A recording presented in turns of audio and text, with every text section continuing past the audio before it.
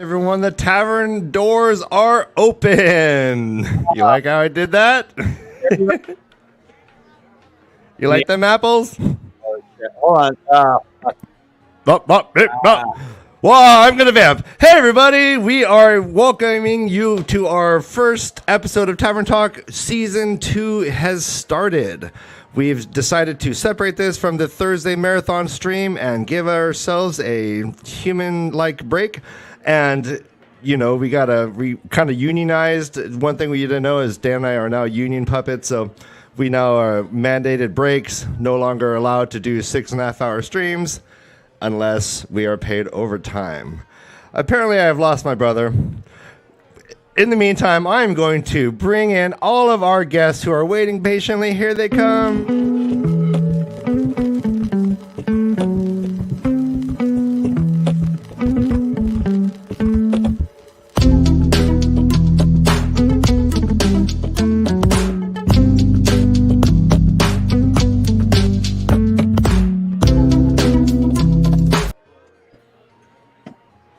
And we're all here. Welcome, everybody. Oh, someone's passed out. Oh, she found her book.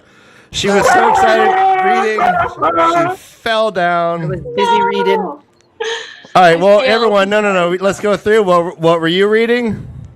I was learning how to speak Wookiee, and I was studying up on what to say when you're in the cantina. Give me an example. So, means I love this band. All right, Ace, what were you reading?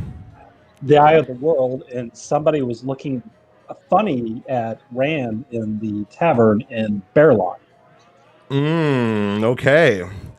Rob, what were you reading? I was reading Warbreaker. I'm learning how to make magic out of colors and my breath. Really, I think that book is basically Brandon Sanderson took LSD for the first time. And Tree, what were you reading? The Way of Kings. Oh, The Way of the Kings. Yeah. That's when he got back down to earth. He was taking ayahuasca, LSD, and he wrote Warbreaker, one of my favorite books, Talking Sword, yes. full of colors. Yeah. All right, everyone, let's bring in our special guest. I'm not going to do the song. Brother Dan is back. Ladies and gentlemen, Brother Dan. Oh, gosh. Oh, man. You had a rough night, Dan? I'm still having, my mic just went out and I'm trying to.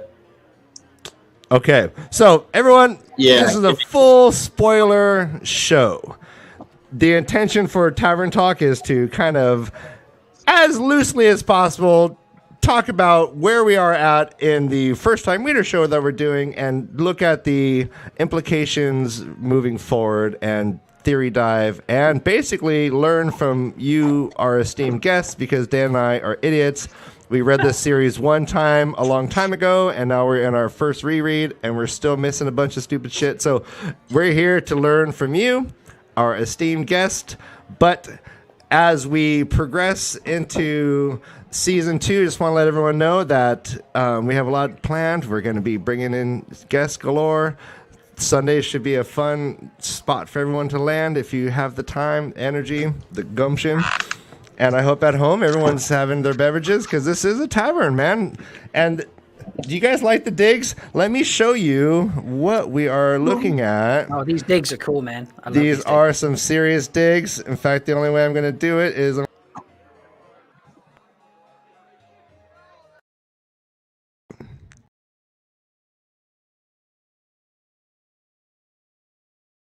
All right, that was the most awkward way I could have. That was the dumbest way I could have done that ever.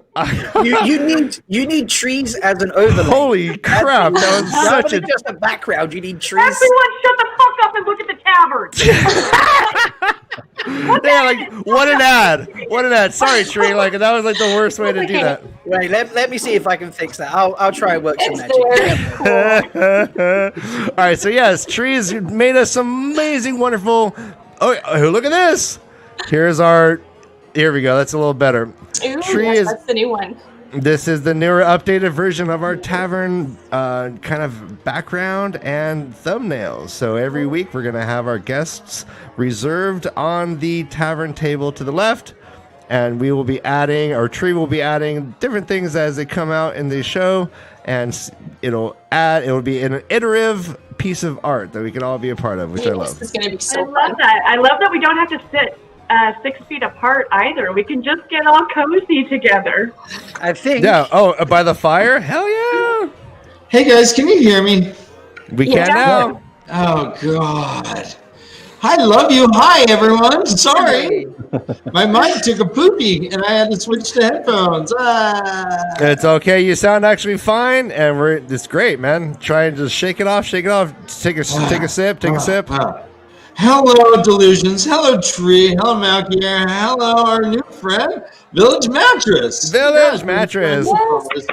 Which is funny. He does not actually own a mattress store. He just is a big slut. And I just learned this. I tried to get him to give me a deal on anything. He's like, "What are you talking about? I don't have a store." I'm just really well hung. Oh gosh. Sorry. Well done, Ace Card. Tavern, but we've got a question. Is that Bella out the back window? So, of course. It is. I think I fixed this. Let me try. I think I fixed the overlay to get the tavern up in front of us without us removing from the stream. So let's try this. No, that didn't work. Well, that was close. We did see the fern that you added. The fern that I used to have. Oh yes, your fern. Yes. Right over there. I gotta bring the old girl back. Now I just have this thing up there, kind of not really a fern. It's more droopy ivy. Blah. Oh, blurry. Whoa. Yeah. I'll take that one out. My friend Ace Cards, aka Village Mattress, as is what our tradition is, for any new guest, they become our new best friend, and I write them a song, and you are no exception, my friend. So I apologize in advance, but I wrote you a song. Actually, I wrote a song and then a jingle for your store. Oh! Wow. What? Is it a mashup? It's the jingle's only jingle. I even moved my capo down and everything. No, it's only 5 seconds long, but it's good. So I gotta lay down. There he goes, and we lost him. Right, but we might get a bullseye. Oh, there's a giant! Run! Now let's look at it again. Let's take another deep dive look at this beautiful tavern. That is stunning. This is an earlier version. Sorry, Tree. That's okay. God damn it! I can't get this right.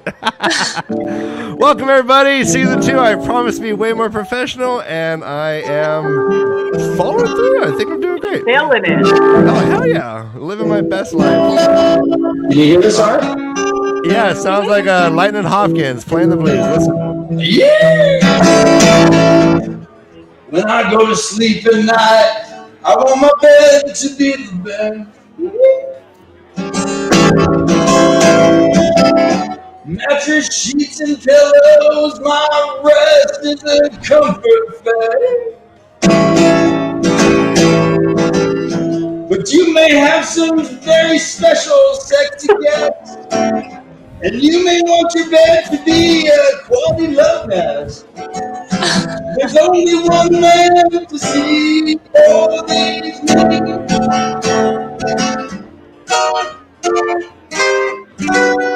It's a new best friend. What you will mattress. Yeah. Gorgeous. All right, so here's my jingle for you. I want you to use this, right?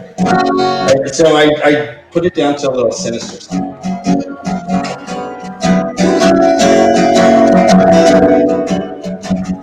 And I'm picturing someone like Angel singing this. I'm not gonna do it justice.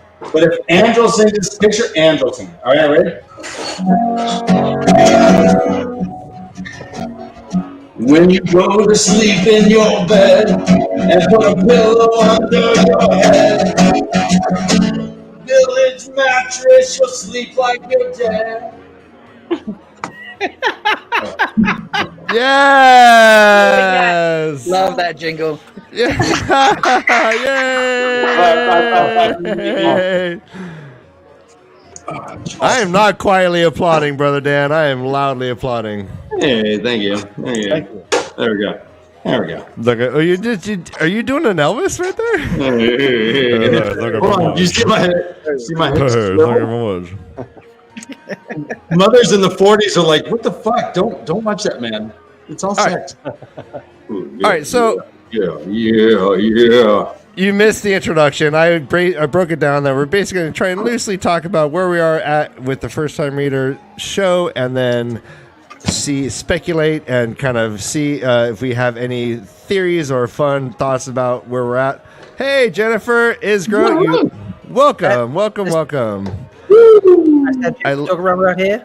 I'm a fan of new names and new faces. Yes. Brother Dan, you're always killing it with these new songs. You sleep like you're dead. Are you going to bring a glockenspiel in soon?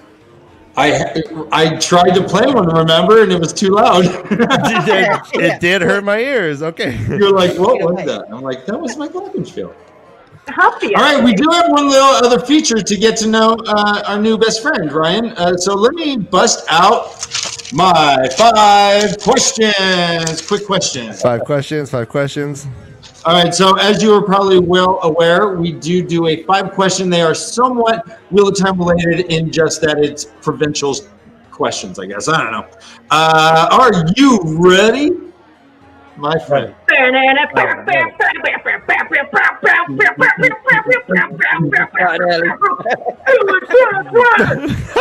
Yes. All right, I'm going to capture that. All right.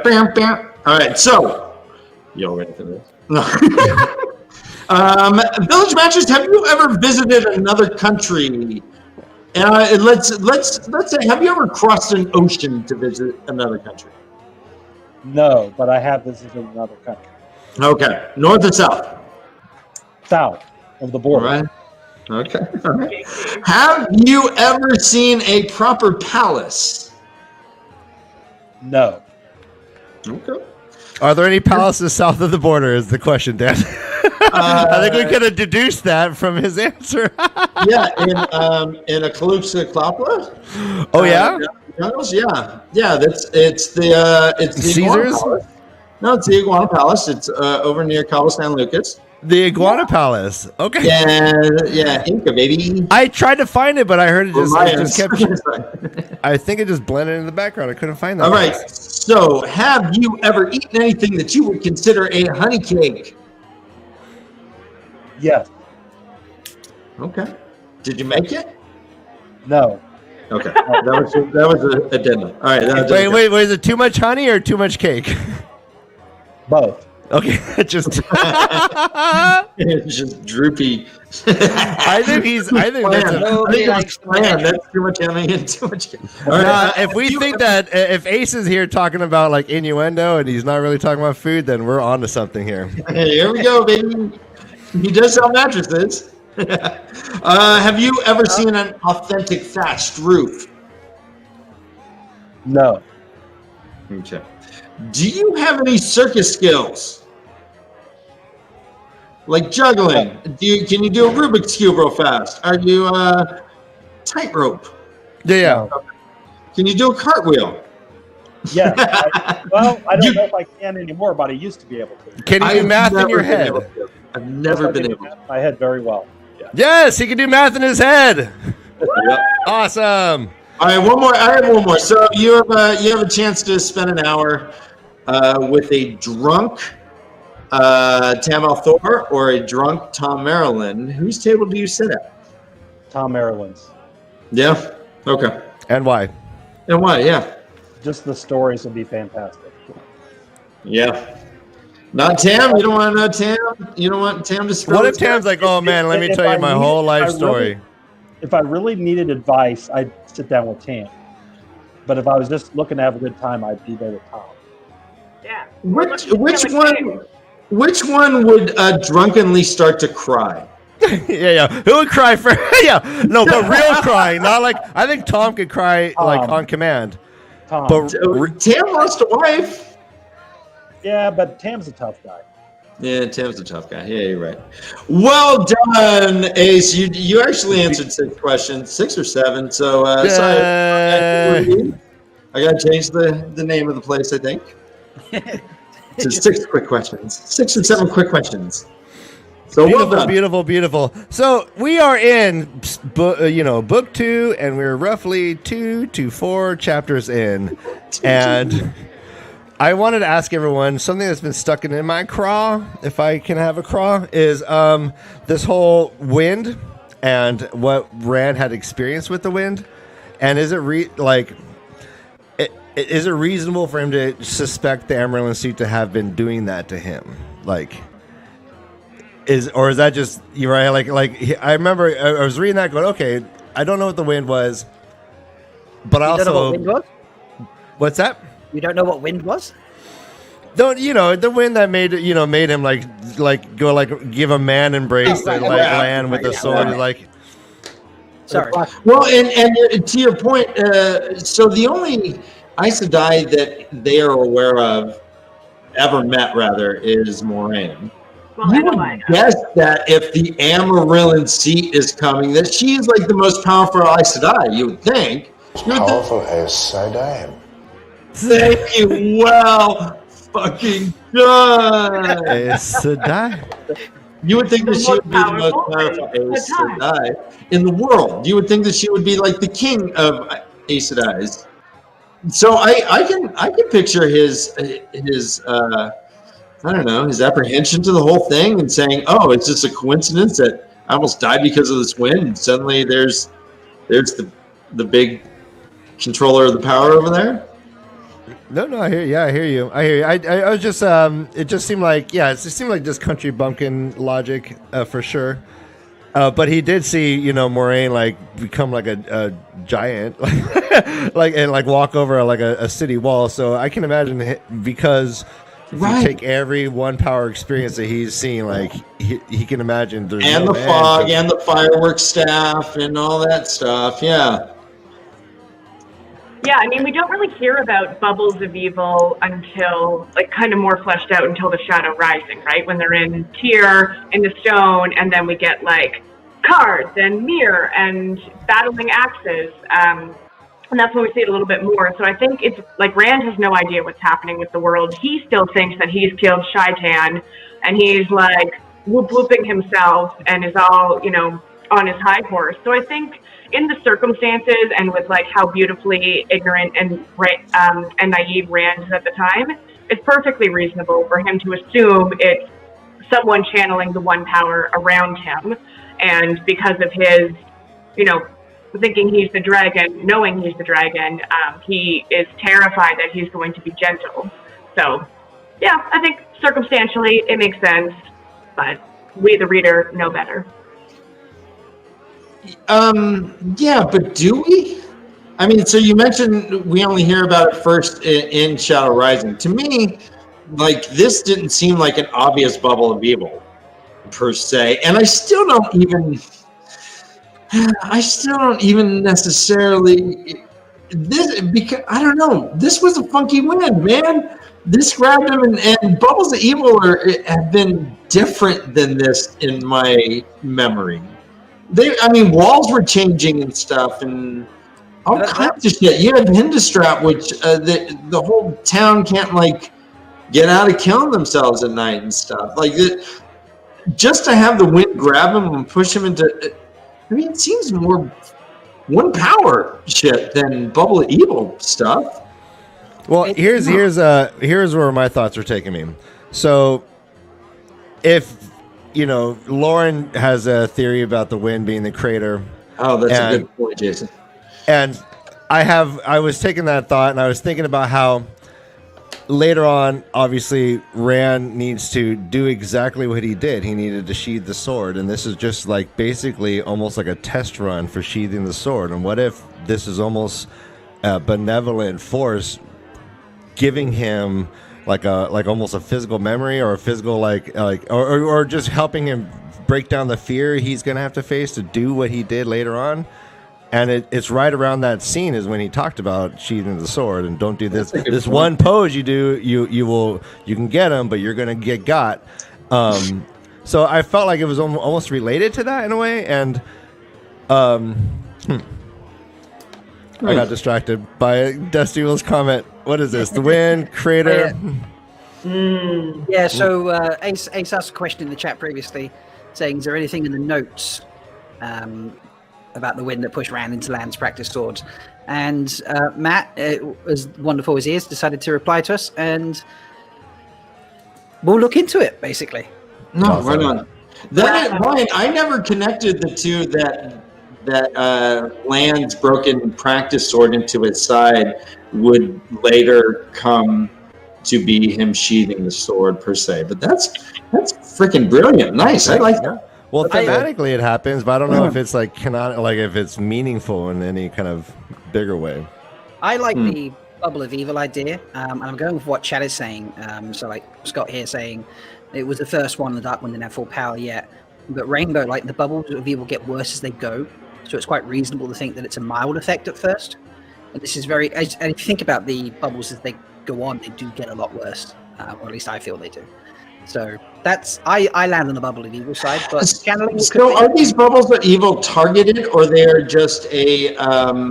They're just a random bubble in the pattern, and I think because they're pretty close to the blight right now, right? So, weird things happen near the blight. Weird things happen, or the taint, I think, is we're calling it now, according to the Dusty Wheel. Yeah, I think the Dusty Wheel needs to rename their channel to be like. The Lanfear is all wheel. The Lanfear is the best club. I'm with you. Lanfear has a small, tiny little dark piece in my heart as well. Thank you for joining us, Tom. Appreciate that. No, but if it was Lanfear, it could also be a benevolent act. Oh, Dana. Hello, Zool. Dana Lou! Yes. Saplings. Yeah, that's interesting. That's interesting because the wind we do kind of associate with a power of good per se, right? Isn't that what the wind is? Perhaps a creator, but every story begins with the wind blowing down. The wind isn't there to hurt necessarily. Mm-hmm. This is the only time that the wind becomes aggressive. So I don't know. Bubble Evil to me. I'm assuming that there is a canon on this, but man, I don't know. I like your idea, right? Slayer's around because he's the one who ends up shooting the arrow at Rand, and then Amerlin almost gets dead. So could he have maybe come out of Tel'aran'rhiod and pushed it briefly and then ducked out? That could be a possibility too. So is Slayer the one who is following Rand when he feels eyes upon him and he's kind of creeping around? Is that Slayer and Tel'aran'rhiod? It's either Slayer or Murdrell, because that we're all right. So before we get in, I want to get into that. Let's get into that, but let's make sure we've exhausted this other topic because that's a really big conversation piece. And I want to remind everyone we're going to probably be talking about this for another half hour. We're going to take a break, and then we're going to come back and we're going to dive into the actual, art. What are they called? The things that WoTonPrime put out on Friday. We're going to go through them. Concept art. Thank you. I'm having I have puppet cotton mouth. It's bothering me. Drink some puppet water. Yeah, you need more some more drinky going down there. We're definitely going to get into that, but we also are going to do it in the Leaf Brother way, of course. So, which is organized and structured and disciplined, Biggie? Absolutely. Does anybody have? Well, look at how I'm moderating this shit. I was trying my best, and then you just off the rails. I'm sorry. What? So, does anybody have anything else they want to add to the conversation about the wind? What do you guys think about my idea that this is some sort of benevolent act to give him the courage to be able to do what he needed to do later on in the same book? What do you guys think? Hot take. Am I smart? Fucking smart. Look at that. I think it's a fun idea. No, that's yay! You think you're smart? Dead ass wrong. You think it's quaint? You think it's just a coincidence as the exact same action? So cute, you guys, but no, you're wrong. Well, you bring it. What do you think it is? Dog? I think it's a bubble of evil. It's our first little taste. Our first little taste of the bubble. And chat's kind of gone off on that and have explored, how it's like each bubble is worse thereafter. It creeps up. It's attracted to TAVERN. They're going to like pull these weird events into them, and it's just subtle enough. It doesn't make sense with channeling, and real harm could have happened from even Land's practice sword. So I don't know if it was the creator or some benevolent force intervening. Tree, our friend Jason in the chat suggested that maybe it was Rand accidentally channeling himself into that. What are your thoughts about that? Well, to that end, how does he get out of it? If you read it through it, he just kind of stops it. He just kind of pulls himself out of it, and he's no longer in danger. I remember thinking, what the fuck? He's almost dying. All of a sudden, he just kind of stops it. It didn't explain exactly how he stopped it. He just stops it. Feel free to pull this up and we can read it. I don't have the book in front of me. I'm a puppet. But, it doesn't matter specifically. But that I do remember that, thinking, well, if he was able to stop it so easily, could he have stopped it earlier? And what was it, like a mental kind of freak out thing? So my two ideas are that he did it himself, and thematically he needed to do that. So he somehow, there's no way this is a coincidence, right? We're supposed to read this and not think things are coincidental anymore, right? That's what I've been trained to do from you Discord people. So if this is happening, then why there's no coincidences, then this is the exact thing that happens later, and he saves the day by doing this. Yeah. So, and then Land and mentions it right in the sword training right before that, and then I honestly never thought of it. I think that's a great idea. All right. What do you guys think? Anyone? We're the worst hosts in the world, Ryan. I'm going to spring a crazy idea on you. Great Hunt next to me for doing my own episode on it recently. So I'm currently reading the actual bit where Rand gets trapped. And it says, so it was... Read it dramatically. Get here we go. Yeah, come on. Live narration. Yes. Okay. Don't zoom in on me. Yeah, we got it. The wind howled across the tower and trapped him. It was as if the air had suddenly gelled, holding him in a cocoon, pushing him forward. Time and motion slowed. Horrified, he watched Land's practice sword drift towards his chest. There was nothing slow or soft about the impact. His ribs creaked as if he had been struck with a hammer. He grunted, and but the wind would not allow him to give way. It still carried him forward instead. And it goes on, but yeah. No, I know. Keep on. How does he stop it? How does he stop? Yeah, that was Ryan's question. Yeah. It doesn't really. So it's like the laves of Land's practice sword flexed and bent ever so slowly. It seemed to Rand, then shattered, sharp points oozing towards his heart. Jagged laves piercing his skin, pain lanced through his body. His whole skin felt slashed. He burned as if the sun had flared him to a crisp like bacon in a pan. With a shout, he threw himself stumbling back, falling against the stone wall. Hand trembling, he touched the gashes on his chest and raised bloody fingers before his grey eyes in disbelief. Yeah, so what WTF? It was bacon in a pan. And he threw himself away. He wasn't thrown back. And what's the whole burning sensation? That's awesome. Does he need some prep age? Yeah, I bet you some back Rand is pretty good. I want some baby back, Rand. I just love that.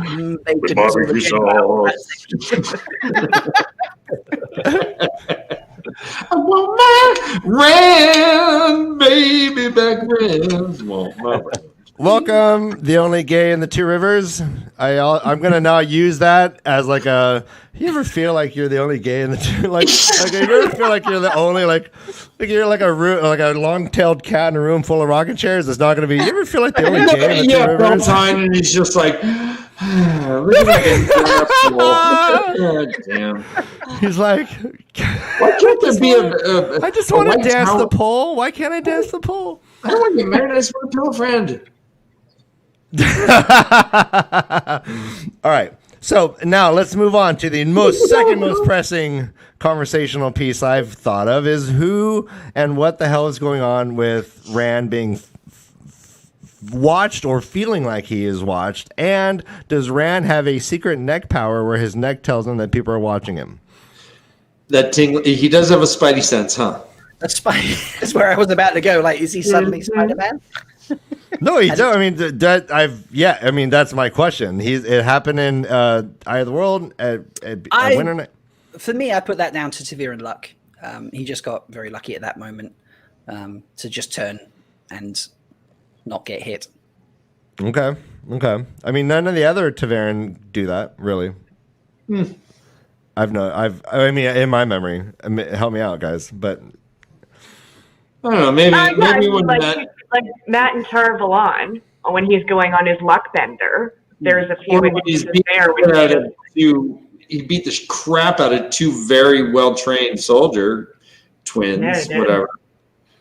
Beat their ass with the quarterstaff. Yeah, that may have been TAVERN stuff as well. I mean, when he was doing his run, like all the gambling and that, and then that cut purse tried to steal from him, and they fell over, and it was just luck about the way they hit the ground together that killed the cut purse and not him. Yeah, exactly. There's little instances of that throughout the series, for sure. Probably a lot less for Perrin, but definitely I would say that for Rand. Rand's very subtle with his, and Matt's very blatant with his. Yeah. Could someone like Matt or Perrin die then before the final battle? Well, that was the plan, right? That was Grendel's plan, was to kill Perrin. Because could it have happened, or would the pattern have just been like, nope, we need this dude? There was dark prophecies. So the Shadow has their own prophecies, and in the Shadow prophecies, the wolf dies, and that's what Grendel was gunning for with the dream spike. So that was her mission, and ultimately why Shidar Haran killed her, because he did not kill the wolf, so the Shadow prophecy was not fulfilled prior to the last battle. Delusions. I feel like there's a bit of calling out going here. Dusty Will, like every Grendel plan. I know. I don't know. I had to make that one straight up. Sorry. Wait and see. And yes, to our cast, that is Village Mattress on this show. Hell to the yeah. Yeah, this is his debut. Be jealous. It's cool. We got him. He's our friend. Mwah. Yeah. And if you get into this club, look at the perks. Oh, the perks. my This is gosh, me on my Brian. brand new comforter and pillow set and sheets. I am luxuriating alone. That looks like the coolest Airbnb. Actually, the saddest fucking picture ever now. Oh, God. I didn't realize that. Next time, look how pathetically alone I am on my big bed all by myself. Just call Andrew Drummer or his girlfriend or whatever it was and be like, hey, come join me. And then you can have, Oh, I'll put on the old sheets for those guys. There we go. Oh. So let me ask you, Ace, why is Egyptian cotton the best cotton? Yes. And is that racism? It isn't the best material for sheets, though. Blasphemy. Oh, okay. Go on. Bamboo This rayon. is the dirt. Bamboo rayon or tencel are better for sheets than. That's what I have. That's what I got. Yeah. You got rayon? I had a Bamboo rayon shirt rayon. in high school that was so disco. Guys, I had a shiny shirt. That's that's day glow, not rayon. Was it rayon? No, I had a shiny shirt. I had it was my dress shirt. It was rayon. Who here has wore day glow in their lifetimes? And who knows what day glow is? Is that am I dating myself? Day glow. I have. I know. Like a virgin I was. Just for the very first time. No one knows day glow. Never mind. Maybe that's a Southern California 80s thing. Moving on. All right, so the only game, the Two Rivers. Here's the thing with wool, is that I'm a guy who needs I do my own, and Village Mattress. Maybe you can back me up on this. I do my own temperature control. So when I sleep, I throw a leg outside of my blanket so that I or my feet. I have to have something. So wool. Go on. So wool would seem a bit too, and I live in Michigan, for crying out loud. I mean, it's cold here. I understand, but flannel to me, I don't know. What would seem too heavy? Oh, everyone, Brother Dennis sleeps outside.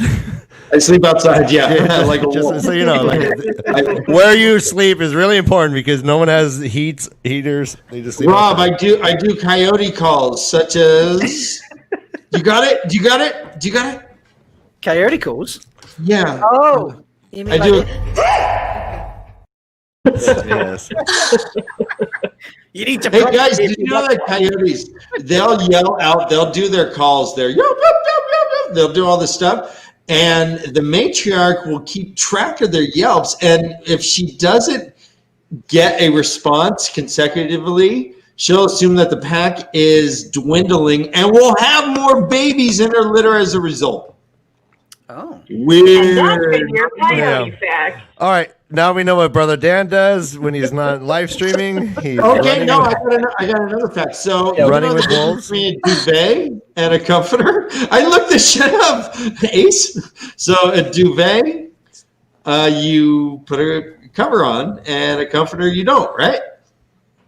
Well, a duvet is kind of a comforter.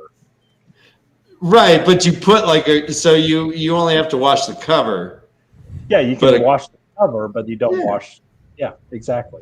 Yeah. See, guys, and you know what duvet means? No. Down. Is it? Dove it.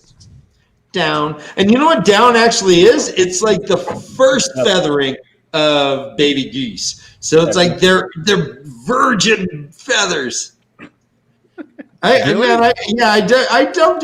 do research, Ryan. I do research for our guests.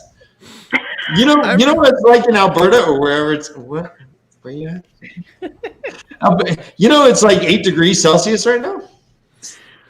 Oh, guys. That's how we roll. Shoot, I forget. I closed the tavern door. I got to open it up again.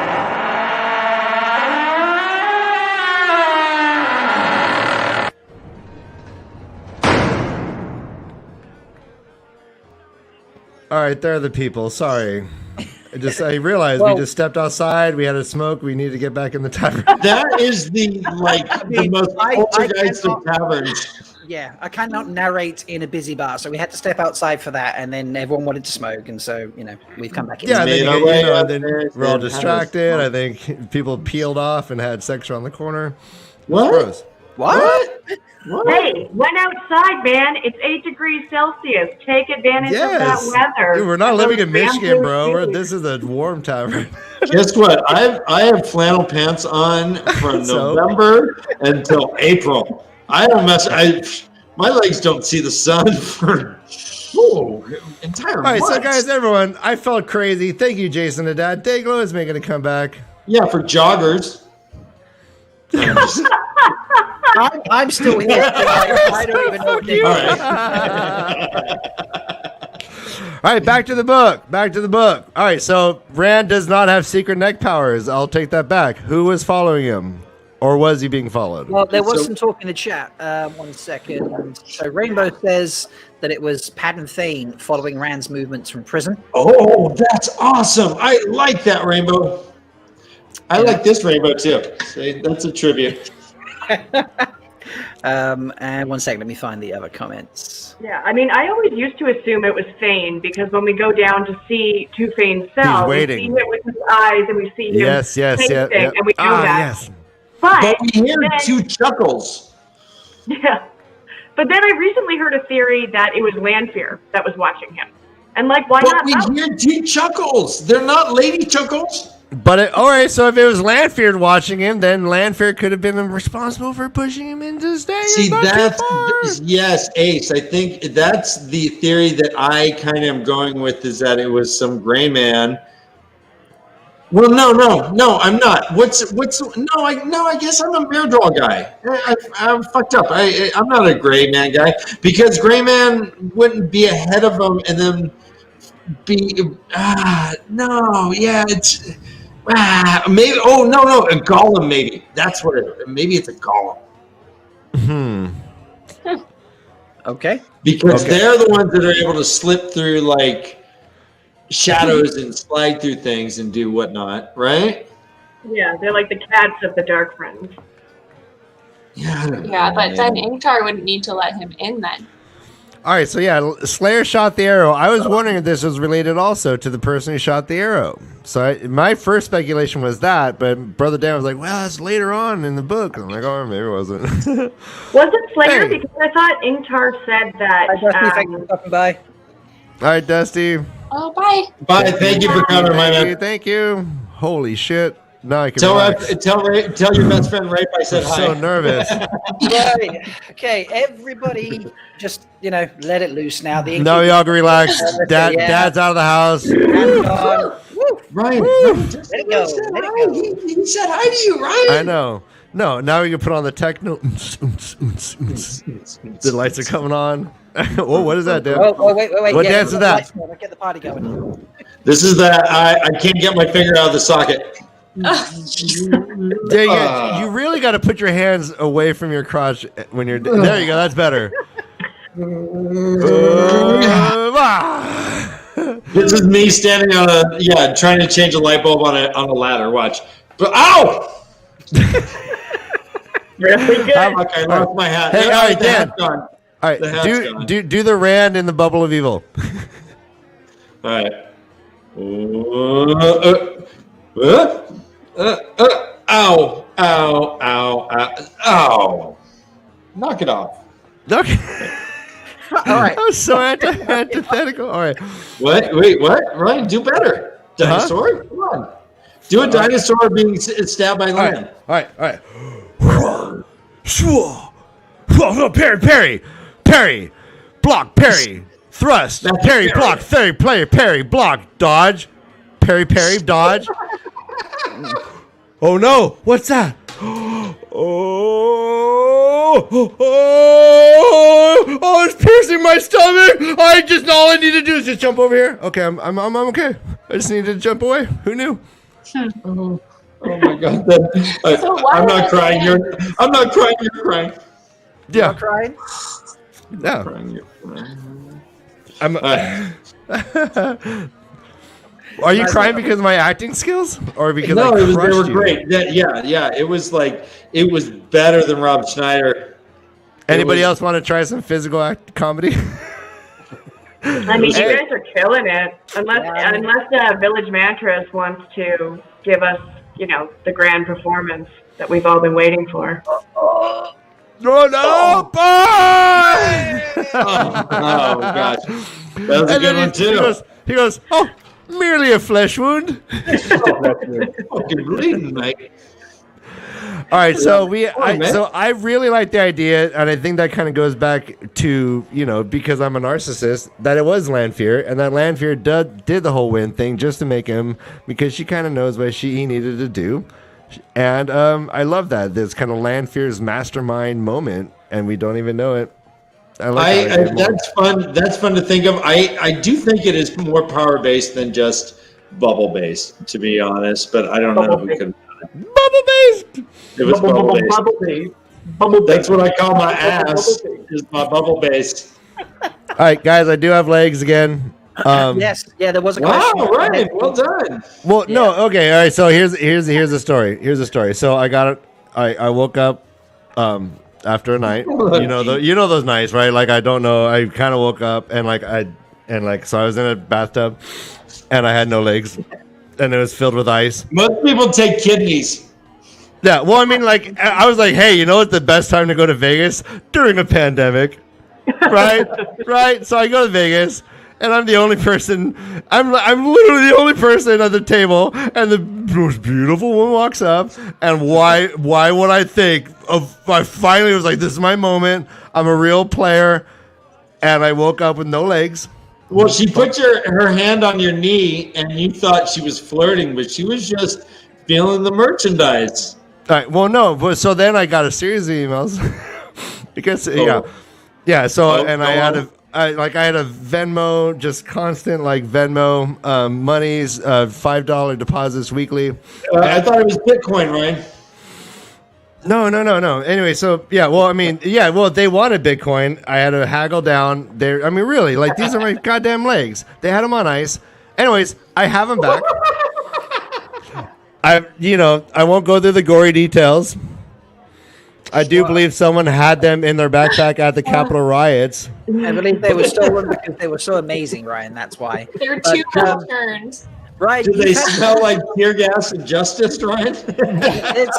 There's been some feedback about the Lanfear. Oh yeah, you know what I love? That you know the smell of bear mace in the morning smells like.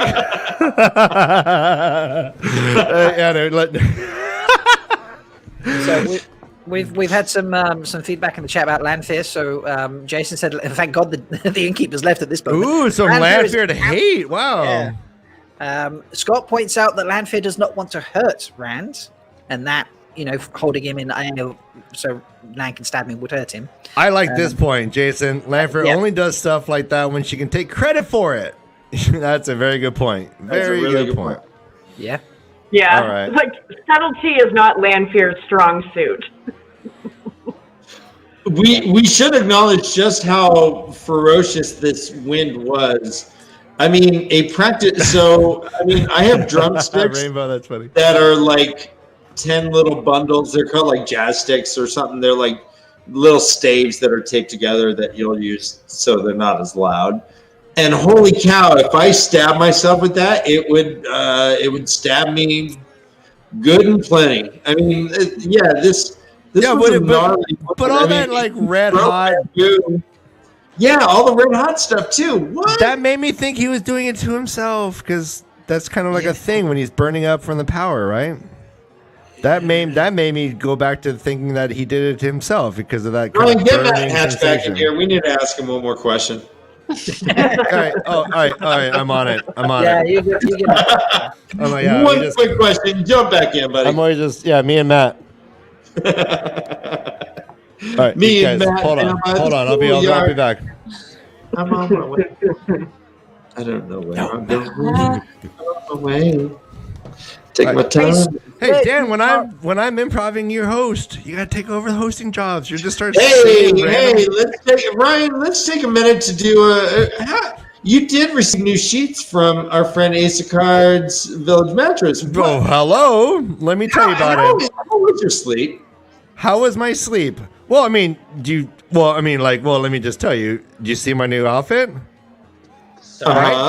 You don't make these drastic life changes. You don't put on cat socks for the first time if you're just sleeping on the same old sheets and mattresses. And pillows. I'm gonna tell you that your life have gotten better. No, that outfit is giving like strong David Rose vibes from Schitt's Creek. It is on point. All right. Oh God. Yes! Oh my holy shit! Yes, he's my inspiration for this. How did he do that? I kind of look like him. Oh, David. Ew, David. Dress like a motherfucker. Anyway, so what? Ace. So anyways, I needed a cool, like weird. Look! I needed a serious like life upgrade, and I needed to start with my sleep. Everyone knows this. Every podcast will tell you about this. And so I first reached out to the My Pillow guy because I heard he had some really interesting ideas about ways to move forward. I gotta go. Bye. But it turns out, I learned quickly to I want to help the small guy, not the corporate monsters. Anyway, the corporate elite, yes, you're right. So I reached out to our friend Village Mattress, and he said, you know what, I got it. So I drove over to Indiana.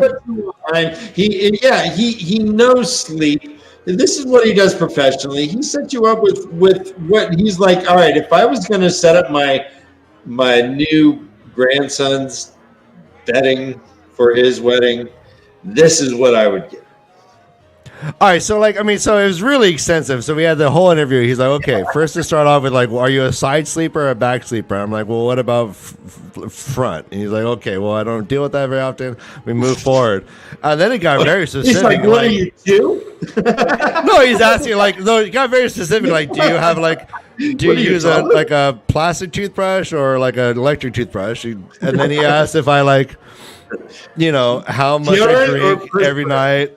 He asked if I have sinus issues. He asked about my blood type. He asked if my weight. He asked so much. Your first pet's name. Yeah. No, he asked me like several. What are my passwords? Just got straight to the point. What are my passwords? But anyway. But yeah, no, just do a very quick interview. He was able to set me up with the most amazing night's sleep I've ever had. I felt like I was in a hotel. My bed turned into a hotel bed, and I slept like I just got, laid at the prom. Nice. And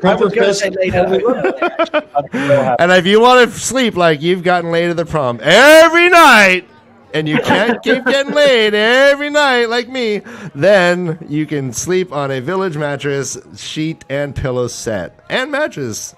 All right, I'm done. All right, well done. Good. Thank good you. That was my first ad read. So nerve-wracking. I don't know how you do it, Brother Dan. No. Now I need your freestyle. Nope. All right. What? So we are going to take, Right. I think this is the perfect time to take our 10-minute break. Does anybody else have any thoughts or opinions on the unseen watcher? Does Rand have special abilities to foresee or see when he's being watched when other people cannot predict that? Is that something you're seeing? I definitely see that Rand has like a neck power. I'm going to go with that. But haven't you ever been in a room and you just feel like someone is watching you? And then, like, you turn around and then, like, someone's playing the police, and, like, every step you take, every move you make, someone is watching you. Like, we all have those, like, little tingly sixth sense, I think. So I'm not... A little cosmic message in a bottle. Dun, dun, Oh, dun. Rob.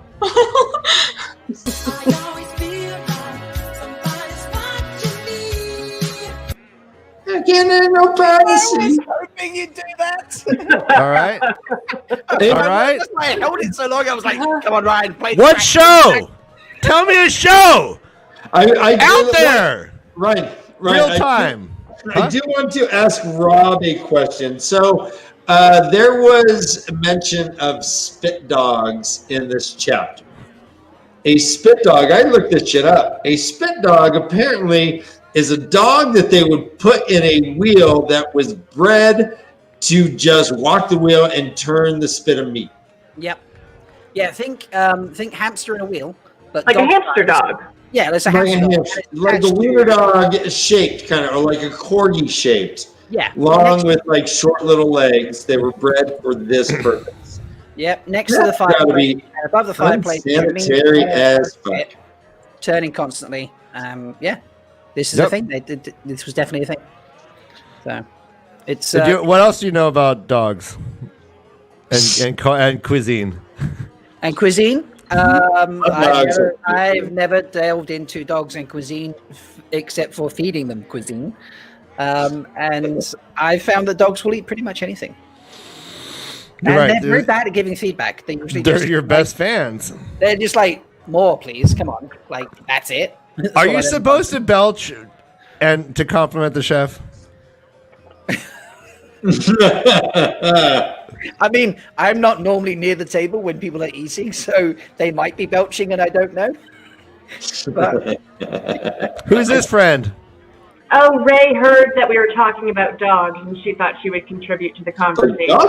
Doggies, I'm a good doggy. Oh, Ray is... What a friend. I love you, Ray. Ray, they love you. I love you, Ray. Is it R-E-Y or R-A-Y? R-E-Y. R-E-Y. King. And we have, here we go. Oh, He's a king. We have Oh my God! Look at that, Papa! Oh, he fucking trumped you with two. He's like, what? You got a dog? I got two. There we Okay, go. do I have to grab my turtle? I'll do it. With dogs. You might fight me, but I'll do Look at that it. love. Oh, Ace's dogs sleep on the biggest, most comfortable dog beds ever. Yeah, the biggest dog bed in the world. They sleep on Venetian bamboo. Are they siblings? Yes, they are. They look like it. They're almost two. One looks like he's more Doberman, and the other one looks more Lab. They're Doberman Lab mixes. So That's Nice. awesome. yeah, they're 2 years old. Then I have a 7-year-old dog who's already asleep. So Aw. I got a 12-year-old dog. He's up there somewhere. Or use your Pat and Fame powers. All right, so my last favorite idea that being watched was Pat and Fame. I do think that I have a theory that he manipulated the whole decision making of Egwene to bring him to the dungeon, and it was very specific that the person at the door said he's waiting, and then Rand says, and Rand confirms it. He says, "Oh, like the person at the door said, he's sitting here waiting." And the way his posture was, he was just waiting for them to walk in and start talking to them.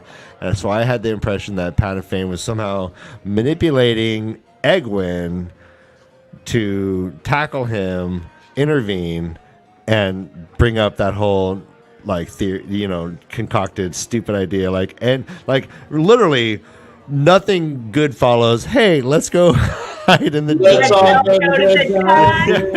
dungeon. Nothing good comes from that. And as she's walking down there, it's so obvious that her perceptive skills are fucking being diminished somehow, because she's saying, "Oh yeah, he's getting worse week to week. He's getting worse week to week. Oh my god, everyone's getting worse." We have that whole guy is spitting, doing the whole Clarice moment, getting a super foul and disgusting, and so it seemed clear to me that Pat and Fame was manipulating Egwene, but I also can see it further if I connected him looking up and him thinking about how he is watching the Amerlin's chambers and Moiraine's chambers, that he could have been maybe just turning to the left and looking up, and nope, there's Rand over there, and maybe over there there's motherfucking Inktar masturbating.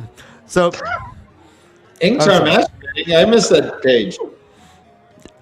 He's so intense. I just imagine he always has to rub it out. He's just oh my god. He goes I gotta take 5. He needs to rub it out for a little bit. I missed Tarwin. Angry, beaten. I know, serious. He's so mad about Tarwin's Gap. All right, what was that, Rob? I was joking. It was break time when you started talking about Inktar. Tree, I feel like we've been neglecting you. What are your thoughts about this? Anything that goes on in there? Or as far as this wind? I mean, we covered a great deal of content here. Well, my air theory was so weird that I didn't even want to bring it up.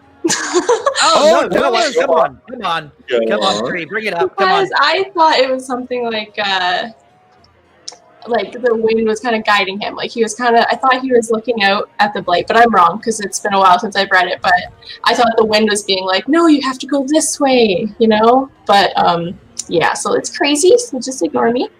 Or when you're in a video game and you walk too close to the edge and you can't go there, so he gets stopped. The invisible barrier. So those are my theories. So they're crazy. So just ignore me. It's fine. I like those. I like those thoughts. This is Tavern Talk. What do you mean? It's the crazier the better. Yeah.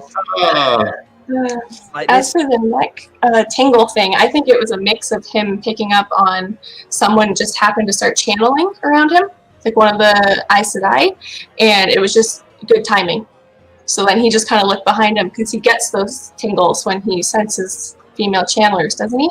He does, yes. Well, he got the tingle when he thought with the Murdral when he was bringing Tam through the forest in the first book. He had the same thing, and all of a sudden he was able to hide before the Murdral. Yeah, he turned around and he's there he was. Yeah, and that other point. Yeah. He felt them a few times before they showed up. Anyways, when I first read it through, I just thought it just kind of like that, exactly what Delusion said. Hey, just kind of that sense you get, I always feel like someone's watching me. But I'm also not a huge narcissist, and Rand is. So, I mean, he could just be thinking he's just the shit all the time. Everyone's just following it. is going on the wind telling you stories. And because the wind is telling Rand to get the fuck out because the Amelin was almost there. Oh, Wind blows. I've been waiting to use that for an hour. I know, right? I saw that. It was going to work. I was too slow, and I was like, no, the joke's gone now. So, thanks, Ryan. Dude. I love blonde Bruce Willis. All right, so we are done with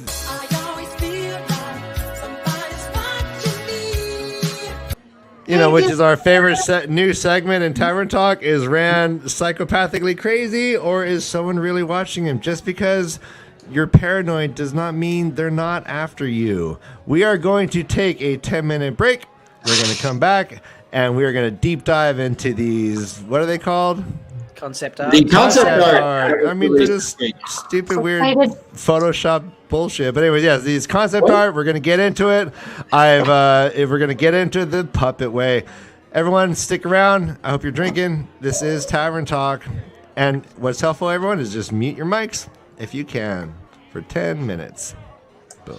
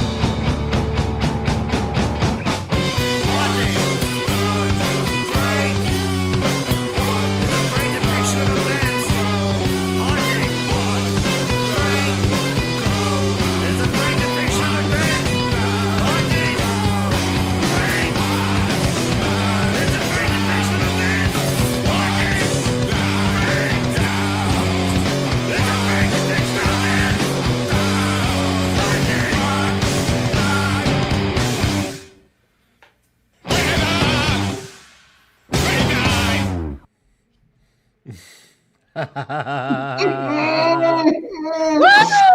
Yeah! Thanks, everyone. Now this is Fire! Hell yeah! Holy shit, I love everyone even more. That was Ryan's old band, Depth Charge Revolt. Yep. Fire, baby. Yep. All right, so second half has begun.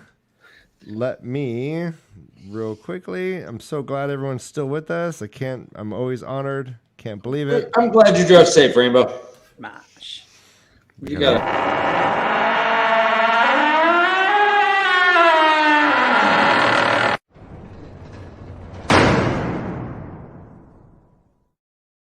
Carolyn, walk into the light. You remember Poltergeist? Yes. Okay, Yes, all right, yes. thank you. Yes, I have an affinity for smaller people. Walk into the light. As I call them, puppet-sized. This place is cleansed.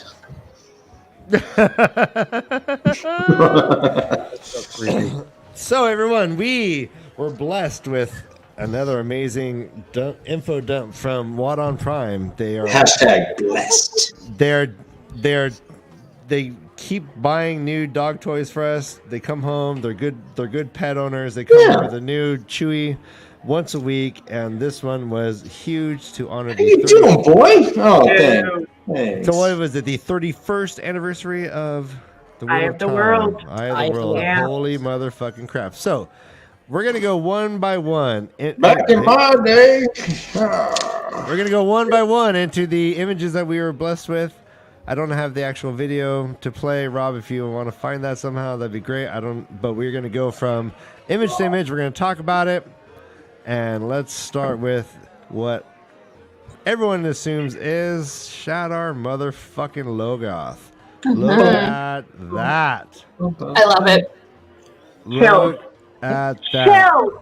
Can I just point out, Ace and Tree were very quiet in the first half of the show, but as soon as some artwork appeared on the show, Tree's just like, I love it. Yes. Okay, now there's a very specific reason I like this one, though.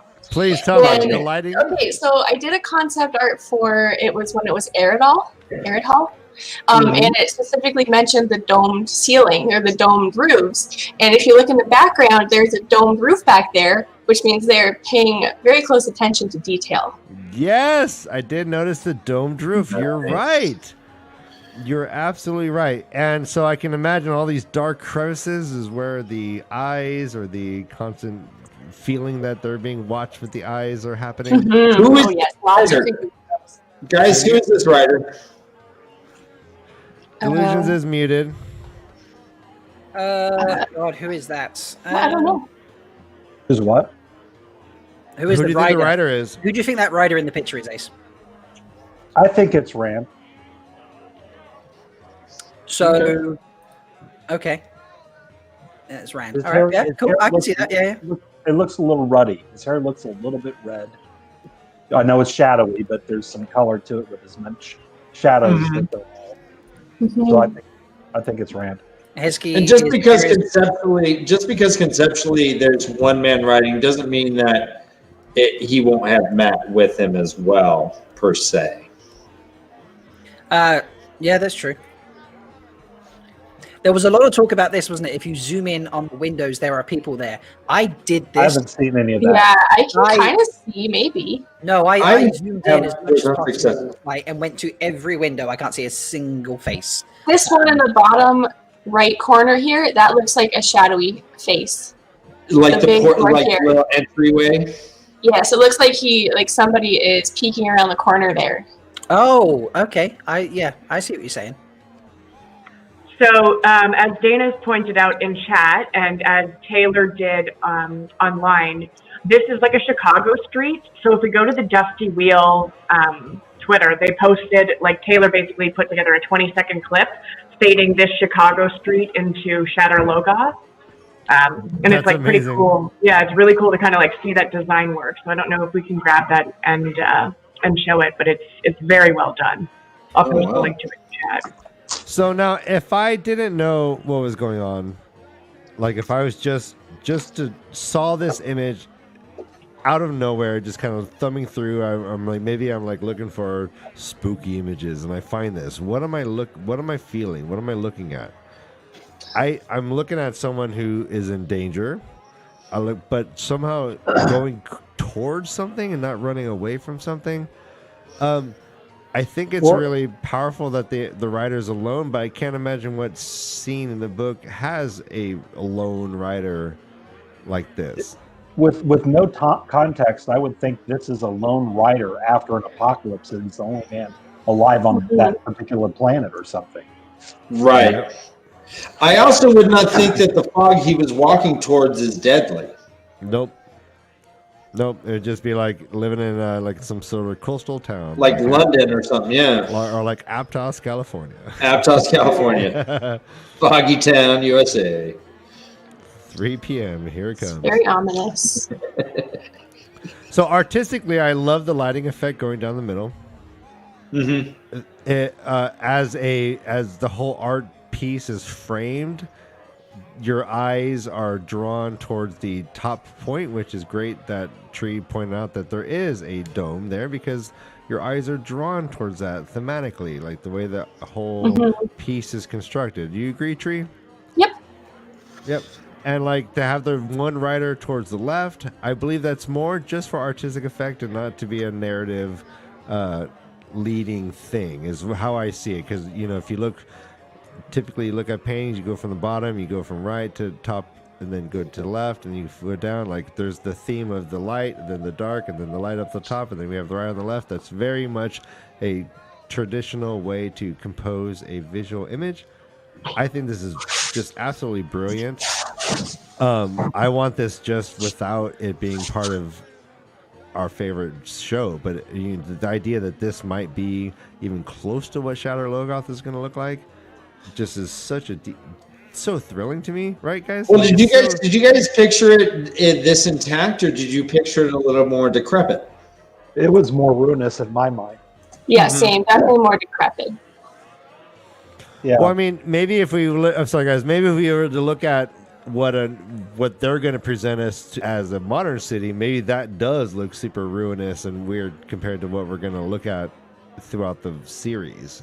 But I do agree. Like, I thought it was going to be more like crumbly, and in fact, I thought the place where they encounter Mordeth, right? Like the No, I'm not. Who do we encounter? Mordeth.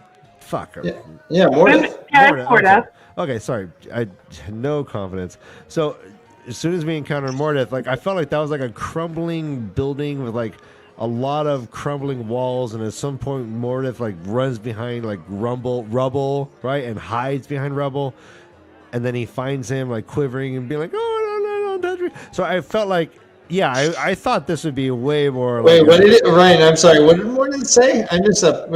I was doing something. What did he say? He said he said like and subscribe. He said Bella. All right, no, but I thought it would be more like a crumbling city for sure. But then there has to be this the scope and size of it. It can't just look like Beirut. It's got to look really like, you got to be able to see the magnitude of it. They really have never seen a city of that size ever, let alone a dead city of that size. Yeah, and I think it's important to point out as well that when Rafe was in chat during the Dusty Wheel live stream on Friday, Daniel Green had guessed that either Beltane or Shadow Logoth, like the concept art, mirrored the actual design. And Rafe had said one of the two was correct. So we've already seen shots of the two rivers, which do kind of resemble strongly the concept art. So I would suggest that Shadow Logoth, even though it's like a haunting, beautiful picture, it might look a little bit different in the show. Right, and that's a good segue. If we can pull up the Beltane image. Oh, you want to move to Beltane? Okay. Yeah, let's move to Beltane. All right. So, but this one is actually my personal favorite, to be honest. Let's include the chat for a second here. Okay. So, Our new friend Jason Enberg says, was Perrin briefly alone and Egwin joins him? Yes, I do believe there's something to that effect. Rainbow Everything says this could be them trying to escape Shadow Logoth, and they've been separated. But I agree with DK Moon. I'm guessing the artist just showing the look of the city and just placed a writer for artistic look. And that's why I was saying, like the kind of like from right to left, like way he placed him just perfectly over there on the left by himself. I think that was an artistic choice and not to be narratively like accurate in any way. Right. A writer would not be calmly walking towards this fog. Yeah, exactly. Looking at the position of those hooves, like that's not a horse who's frantic or moving quickly at all. Yeah, it's almost like just like casually go. You're exactly right. It's not in full gallop. And here we have your mind's in the gutter. I That's know, what but down again, under. but maybe he's just trying to impress Twatcast, whose mind is consistently in the gutter. So Joe did some storyboards for the world a while ago. Thanks for that. I would love to see them. Can you email them to me? We'll pop them on. Yeah, heck yeah. Live right now. Email at thewayoftheleafcast@gmail.com. Rainbow Everything says, Rafe had said 2 of the concepts art were very similar to the end result, and 1 of Daniel's 2 guesses were right. I would assume Beltane and the Valley View are the close to show shots. Yeah, we'll get through all of them, and we can discuss what we think that answer is. Rafe definitely is being like a coy bitch with that shit. No, it was slightly coy. We all love this shit. We're like, oh, thanks, Rafe, but he's just fucking a troll. Just really. I imagine Rafe. He's like a street drug dealer. They just give it to you for free a little bit. And I bet you if you had 2 shots with Rafe, he would kind of say, "All right, don't tell anyone." But I bet you he's an open vault right there. All right, so Rainbow says delusions, yes, but there was a time when Rand was creeping around corners to make sure there were no Trollocs. Yeah, so that's why I said why the horse didn't seem like it was like panic or frantic, because like usually if a horse has been moving quickly, they do sweat, so you get that froth kind of at the. And just like trot. Oh, there's that death fog. Trot. Right towards the death fog. Death Fog. Ryan, didn't we see them open for Cannibal Corpse? Death Fog? Yeah. You're right. Yeah. Cannibal Corpse, Death Fog at Gillen Street in 82. Yeah, 82, I think. Yeah, I was like 10. All right. So I want to make sure we have everyone's last thoughts before we move on to the next image. Does anybody have any more thoughts about what we are looking at with this beautiful, what we assume is Shadow Logoth? Let me get our stupid ad off of there. Let's really just bake in the beauty. It is mostly because of the fog. Should I put Nynaeve up there? Do we want a little Nynaeve up? Just kidding. Do you have a little Martin Sheen, Ryan? Not yet. Yeah, I think it's also important, as Mandarb has pointed out in chat. One other thing Rafe said was that Shadow Logoth would give Daniel Green nightmares. Yeah. So confirm that it's in the show, and like it is going to be terrifying. Well, but Delusion, what answer would he have said? Would he have said, "Man, it's not that scary"? Very good point, Dan. Very good point. Well, he didn't have to give an answer at all. Like that was just something he chose to contribute to the conversation. He wasn't like responding to anything. He just wanted to. Sorry, Delusion. Sorry. Yeah. This is this is why I've disappeared for a moment. I've done a couple of quick editing bits. This is that doorway that we spoke about when we first popped this on the screen. Possible face here in the middle. That's about as good as I could get it. Well, I feel like we're all Sasquatchers right now. Can you get rid of us? Can we just see it? No, that's the best we can do. No, it's just a tiny little sliver. It's like hey, don't shame it, bro. I think it definitely gives you the feel just by looking over at that could be a person. Like they never actually said that they saw anybody. They just kind of felt people and saw people like shadows, So this is what gives me that vibe. Okay. Yeah, I feel like we're now. Are we now looking for the Loch Ness Monster and Sasquatch? I'm very concerned about our mental health right now. I'm not like this in real life. I believe in facts and logic. Anyways, go on. No, Nice I love little it. Speculate wildly. This is super fun. That's What were as you gonna close say, as I Rob? could get to a face What? in any of the windows. I had another look again. Yeah. And I couldn't find anything else. So we all are agreeing that this is Shadow Logoth? I think so. Yeah. Because of the fog? More or less because of the fog?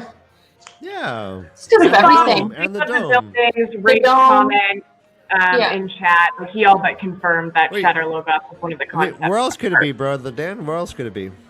Mhm. And the way It- it's described too is Ryan, on can you Twitter. say our email address again? What's that? Was the way of the LeafCast? At gmail.com, yes. The way of the LeafCast at gmail.com. The Yeah. way of the LeafCast at gmail.com. I'll put it in the chat. Now you will never forget it. The way of the LeafCast at gmail. Now was Aaron Hall or Shadow Logoth, as we better know it, Ogier built? Uh-huh. That's right. Yeah, Eridol was. So that's the only reason I think that it looks as good as it does. I posted in chat. It had been abandoned for 2,400 years before they got there. Was there a waygate there? I do appreciate your wording, though. Before Moraine's school bus arrived with the Emmets Fielders. Yeah, Miss Frizzle. Do you guys ever watch the Magic School Bus? Oh, yes. Obviously. Miss Frizz was the best. Buzz. Everyone, they became small as bees. All right, Yeah, we're going to so move it- on. Oh, any last thoughts on... Oh yeah, I was just gonna say, so like the video, like the description that the WoTonPrime put on Twitter is of this image, and it says it ends with concept art of a hooded rider on horseback in a deserted city covered by a pale white fog. Oh, So shit. I mean, what other city do they go to that's deserted in Eye of the World? I think it's pretty clearly Chicago Logoth. Chicago, look up. And all that jazz. Note to self, don't drink tea or coffee or anything whilst Delusions is talking. Yeah, oh, that's definitely a rule. Yeah. Chicago. Yeah, so ran at it coming. Do you guys? They only had him. Okay, thank you. All right, what are we moving on to next? You wouldn't we have got a done request for this. Beltane. Let's Request put for it on. Beltane. All right, so we're going to move on to... Well, I mean, we're assuming it's Beltane. All right, this is my favorite. Oh, yes. This I wish I had like a black light in college. Uh-huh. All right, so what kind of music what is your soundtrack for this scene right now? Everyone, what's your soundtrack for Beltane? Uncle John's Band by The Dead. Yeah. Yeah. I can hear I that. called it. Yeah, I got it right. Constant Sandstorm. Doo-doo-doo-doo-doo. Is that Rush? I don't know. I feel there's going to be drums and some kind of I don't know. It could be Slipknot into Franklin's Tower, though. Oh wow. Has anybody thought about Has anybody thought about how dumb it is that they're really excited for fireworks in a village made of thatch roofs? Yeah, that is a danger zone. You lose two houses. You don't see Sten Bewley's on the roof, and he has buckets of water ready to go over without the fireworks. Why would he do Yeah. that? Ted Brewery, he's the only Thatcher. He wants it to burn. This is job security. Yeah. Interesting. So Sembui and Master Alvear, because of all the people that are going to be coming from Devon's Ride and all that, and they're staying at what inn? The Wine Spring Inn, which has the finest, not the finest, has just lumpy mattresses. They don't have. Hey, No, Sam. And then He's like, hey, Dan. Hey, Dan, you want to fucking say that to my face, Dan? Dan, oh, you think you're so brotherly love? You're proud to love everybody else, but you fucking throw my ass on the bus at the drop of a hat, Dan. Send. Eyebrow bro. Eyebrows bros. Come on. Eyebrow bros. Oh, okay, all right. So you're gonna give him. No, brother. We'll get it. Illusions and Sen face is the best. All right, sorry. Here we go. Dan, interact with Sen. You need a reckoning. You and Sen, I remember back in the day when people were like, hey, that Sen Bowie talk, and you're like, no, it's that Copland talk, right? And everyone shifted it, but you were the original guy, right? And it's because of your eyebrows. They do the same thing to me. I understand, man. But you know what? Let's get through this. Wait. Your eyebrows make you wake up in the morning, and as you're getting ready for work, they make you wonder if you're going to drive straight off the mountainous road. Is that what your eyebrows do to you? Do your eyebrows make you think about your boss and only want to put a bullet in his head? Is that what your eyebrows make you do? Ryan, no. I'm trying to yes and with a bull. No. Oh yeah. Oh, thank you, Sen Bowie. Thank you. Bye, Sen Bowie. He is a disturbing character. We hope he does not return. Hey, you know what? I hit him with the stick too. I'm with Nynaeve. The Billy beating. All right, so let's go back to that image if we can. I like the lighting of this. Yes, I like having shit in the tree. That to me is like, it's like their Christmas, right? You put lights in the tree, right? They got these stands around. It makes me think more Japanese village. Mm-hmm. I wish that we saw like a pole that there's women dancing. It looks like in a circle. Wait, brother Dan, hold on for a second. Yeah, I'm sorry. We really need to address this. I toss it over my shoulder like a continental soldier. Yes, hang low, my brows hang. Can you tie him in a knot? Can you tie him in a bow? So can you throw him over your shoulder like a continental soldier? Right? Your eyebrows hang Your low. brows hang low. Thank you, Geek 20. That is Studios. Hey. No, That's Abigail, isn't it? we love you. We're in love with everyone who ever writes anything. The purple kraken. Right. Unleash the purple kraken. All right, so the houses. So what are we looking at? Are we looking at? We're not looking at the Wine Spring Inn, correct? Because it's not. Yeah, I think that is the Wine Spring Inn. So the Wine Spring has 12 chimneys and shit. But if you think about that video they gave us of the Wine Spring Inn a while ago, that didn't have 12 chimneys on it either. Yeah, it looks very much like that. Yeah. Okay. Guys, there's no natural light, there's no electric lighting in this whole series. Everything's gonna be candlelit. The entire series, every night scene is gonna be candlelit or moonlit. You ever thought about that? Or like magical orb lit, which I'm really into. I wish I want to like have an app, but that just kind of gives me a magical orb to light shit around. But anyways, go on. So they don't dance around the pole during winter night. They do it during Beltane, which is the next day, right? Is that Beltane and winter night are two separate functions? Yep. Yeah, but Rafe did say that we're going to be getting Beltane, or alluded to the fact that we'll get Beltane. So I'm imagining like pole dancing and then Trolloc attack at the same time. I'm sorry, what? What? Yes. There's going to be like Trolloc attacking pole dancers, is what I'm saying. Christine Ricci!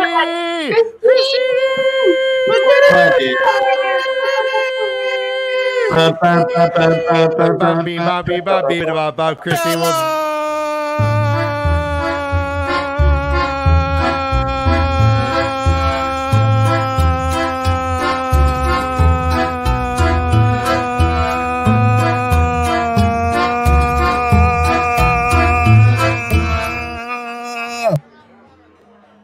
That shit makes me need to breathe. Like I suddenly think I haven't breathed in a few seconds. I'm sorry, but the way we all went Christine, I was like, that just triggers a Bella automatically. You know? Yeah, I was trying to figure out where that worked, but hey, I'm fucking game. No, I'm good with it. I thought. So here we have. So hold on. So this wagon that we see here, there's talk that this might have been Pan Fane. No, not this chintzy little bullshit wagon. He had 6 feet tall wheels. He had like 8 horses. He had 5 golden rings, or what? I don't know how many. 4 calling birds and 3 French hens. He had wheels bigger than a man's head. That's not the Walmart on wheels right there. That's just a little, I don't know what that is, but that's not Pat and Fane's wagon right there. Wait, brother Dan, real quick. Dan, Are you sure? Dan, you just said he had wheels bigger than a human head. I think most wheels are bigger than a human head. No, like taller than a man standing. Yeah. Not a puppet man, a real man. It's way up here. Way up there where we wish we... Dude, look at your hands go above your head. What? We just learned this? Right, Have we just learned this? My hands don't go above my head. When it came to the hand, the arm length thing, you got... Watch, I'm going to do a flip. Whoa. Wow. You're like... Mind blown. You're like Michael Phelps. Like you're designed to be a puppet better. All right, so we are here. Does anybody have anything meaningful to add to this? Oh no, Daria, Jason suggested it could be, Tam and Rand's brandy cart that they're bringing into town, not necessarily Pat and Fane. That is meaningful. Yeah. Tam and Rand's car, yeah, and then It looks like it's honey cakes in there or something. I think it might just be a honey cake wagon. I think it's random. I think we're calling it a Sasquatch when it's just a new segment. But there is a barrel Wait, next to it. brother Dan, new segment: Sasquatch or man in a costume. For us to say this is anything significant to the story is a Sasquatching. I do have it trimmed. It hides certain people in it. Sorry, delusions. Wait, let me bring you guys out for a moment. There we go. And I'll what hide is myself. that like little top knot thing? That's Daisy Conger. Oh, you are the sack? Walking away from my ass licking where no one could see it. Oh, I thought it was the sack that was on the side. I mean, they are right. That is a little barrel next to the wagon. That did just happen, didn't it, dog? That's a hands on the hips from Robert. And that is a hands on the hip. That wagon up in the corner there might be. That might be it. She's like, what are you doing? Yeah. Love it. Mm-hmm. Yeah, that's a very sassy pose. Thank you. Is that Tam? Is that who is that? Is that Christine says it's Mistress Alvear, apparently. Could be. I honestly With thought their that was honey like cake someone wagon? just like proudly surveying like the work he had done to get the party going, but that's different. There's a sassy ass stance right there. By the way, I'm trying to do the exact pose that Tree's picture is. She's too stout to be Mistress Alvear. Okay, me too. Yeah, I think you got it. Mistress Alvear is described as slender, so. No, more staff, right? We've also There you go. we've had some discussion in the chat of why you do not have arms as long as Brother Dan, and it's because why? Tell me why. You have been neglecting your stretching routine, sir. Fuck you, Zach. Oh, are we going to do the 7th inning stretch? Just because I'm constantly live streaming every aspect of my life, like, and you know how much stretching I am doing or not doing. Why you got to bring it to my YouTube live? You know what? God can only give so many perfect arms, and He gave them to me. I don't know what to tell you. It's an illusion because Brother Ryan has dark sleeves on his arms, whereas Brother Dan has bare arms. You're right. He has bare arms. Is this like bare Dan, you have the right. He has bare arms. Dan has the right bare arms. Dan is brother Bear Dan. I am the Second Amendment. God. I am wearing, but you are getting some appreciation because Christine said, socks. "Look at those calves." Oh, did you see them? I have cat socks on right now. Well, good golly. Ryan, the T-Rex of puppets. Love it. What? I mean, you are dressed I'm in all a mouth. T-Rex too. Yeah. I'm just saying. And I'm the new bowl of puppets. I'm like, block. Like, Do I have the seriously, ability to rename everybody here? Let me see if I can rename people. Are arms like a vestigial thing to a T-Rex? Why the fuck does that guy even have these little things? Well, look at the shirt, though. I mean, it's destined to be. I think they're only there to masturbate. Right? Can you reach it? No, it's the only thing that reads. It's like his penis is right by his little chest. He rubs it. No, right on. I can hit my knee. That's my best guess of why Hey, chat, why do you think the Tyrannosaurus Rex even has those tiny little arms? What's the function? Junction? Go on. Ace Cards, I'm just so happy you're here with us today, Ace Cards. So amazing. Village Mattress, everyone. Village Mattress. We're not the best guest or host, by the way. Guest? We're the best guests. We're the worst. We're not the best host. No, we're really not. All right, fuck this picture. We're done with this. Done. All right, done. I have one of your camp. What? What am I hearing? The Tinker Camp? Tinker Camp. Tinker Camp. All right. Okay. This I have a couple issues with, actually. Yes. Well, not issues, but statements. Not colorful enough. You read my mind like a picture Bible right now. Yeah, not colorful. And also, this is a very cramped area. I pictured that Egwin and Aaron went off to dance like in another part of the camp. Well, they just went around the corner and like, never mind. If it isn't Tinker's, though, it would be the wagons at of the merchants at Four Kings. Well, I like the houseplants on that one though. So that makes me, well, they live in these things. Yeah, true. Well, and their clothes aren't colorful enough. There needs to be more color on the clothes. Right. What's on the cloth line in the back, in the middle? Just white sheets? Come on, Tinker's got like funky ass sheets, right? Right, Village Mattress? What kind of sheets do they have? Hey, look at those yellow wheels. Well, Did you see wear those bright orange yellow and wheels? purple outfits? They're all wearing tie-dyes. What's going on? And what is this whole like flock of three guys talking in green? They look like they're senators or something. Plus, the horses look like they are guards. They're all facing, there's like two facing north, two facing east, two facing southeast, two facing south, two facing west. Well, apparently we hate this picture. Where are the dogs? I didn't realize how much I hated it, but I hate you that. seriously? You hate this picture? How dare you? That's a good guess. I don't hate it, but I definitely think we need more color. I kind of think that they might be in this kind of formation if they're on the move. Just going in circles? Yeah, it does look like you're going to, but I mean, like, if they're going somewhere else and they're just hanging out in, like, a new place, they might just do that circle. Yeah. Well, this seems like it's well-trodden land, though. So, it's almost like a amusement park. It's like, we all go in a circle, Yeah. No mastiffs. Yeah, the mastiffs.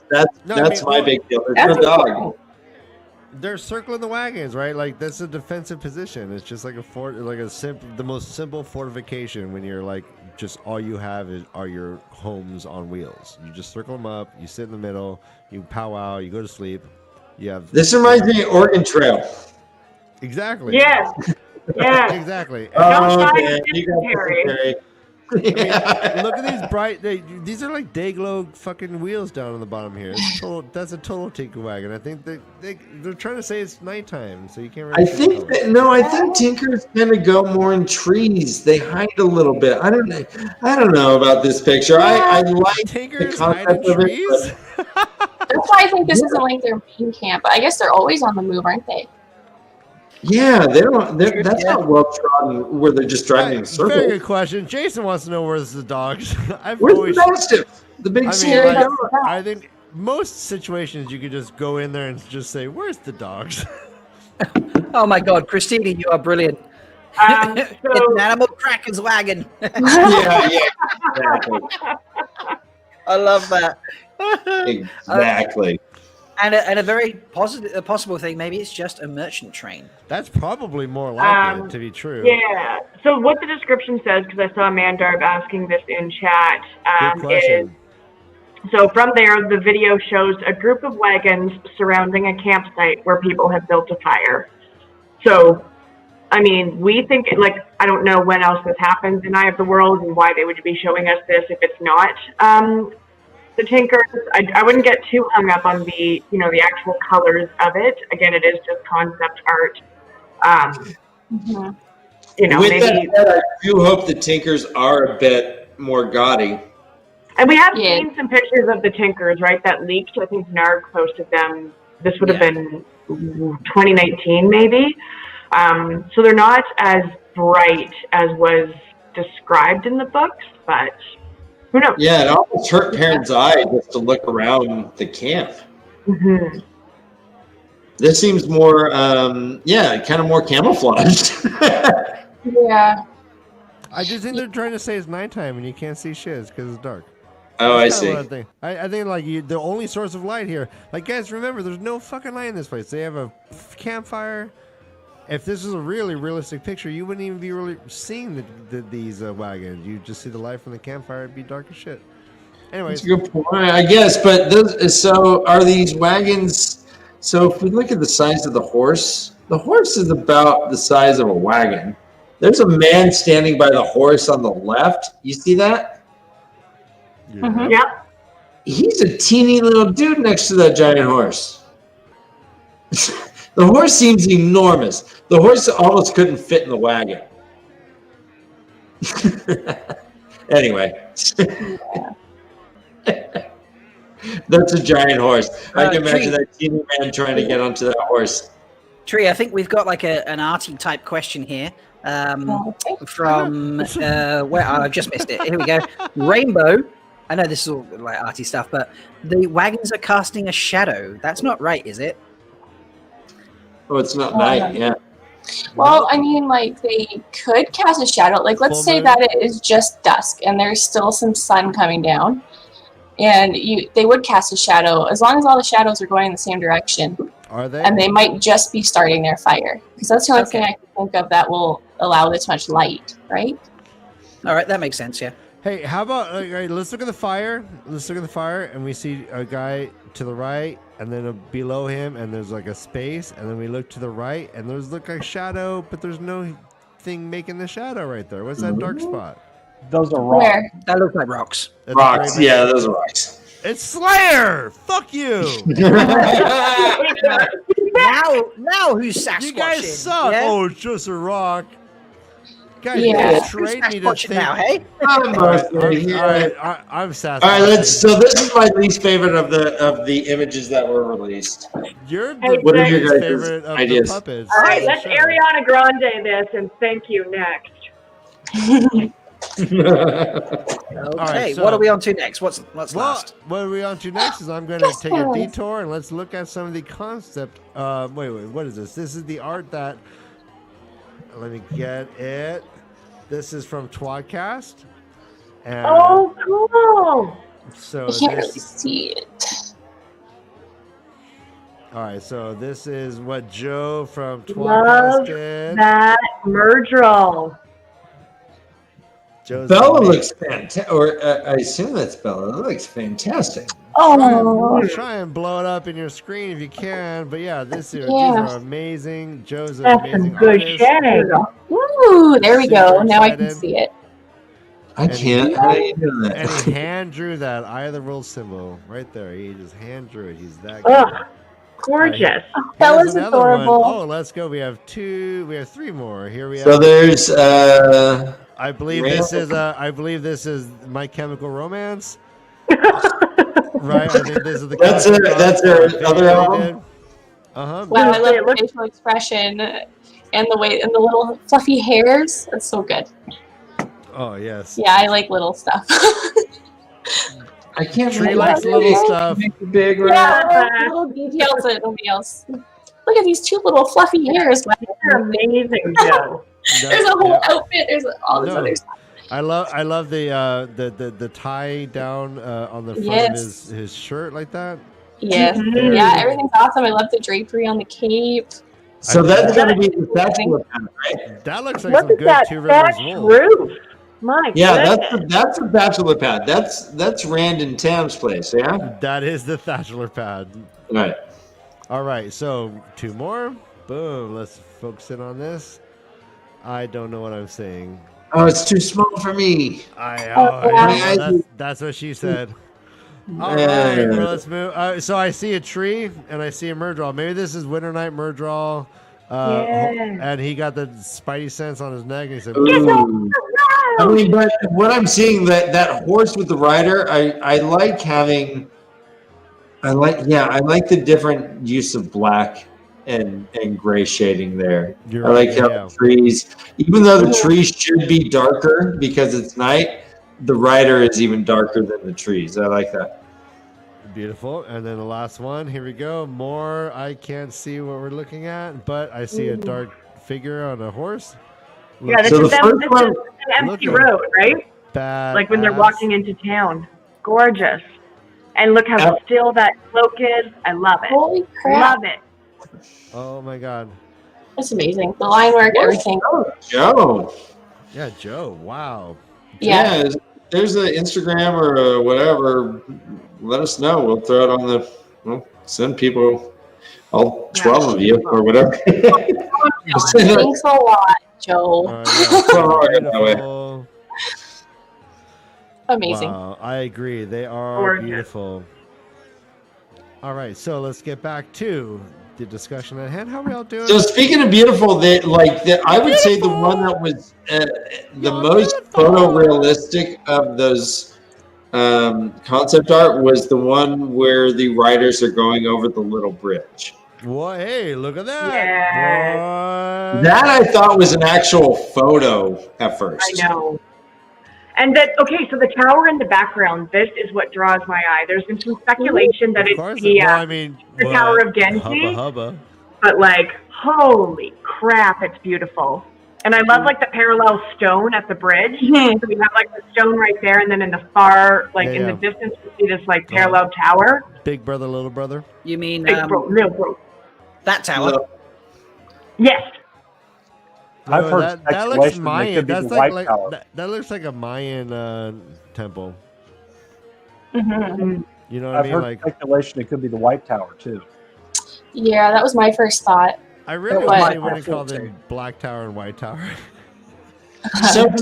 So, gosh, I don't think this is the White Tower though. The White Tower No. surrounded, like, had a city, and like the bridge that Rand went over in his dream was much grander than that tiny little bridge And that there's like, most horses could just jump over.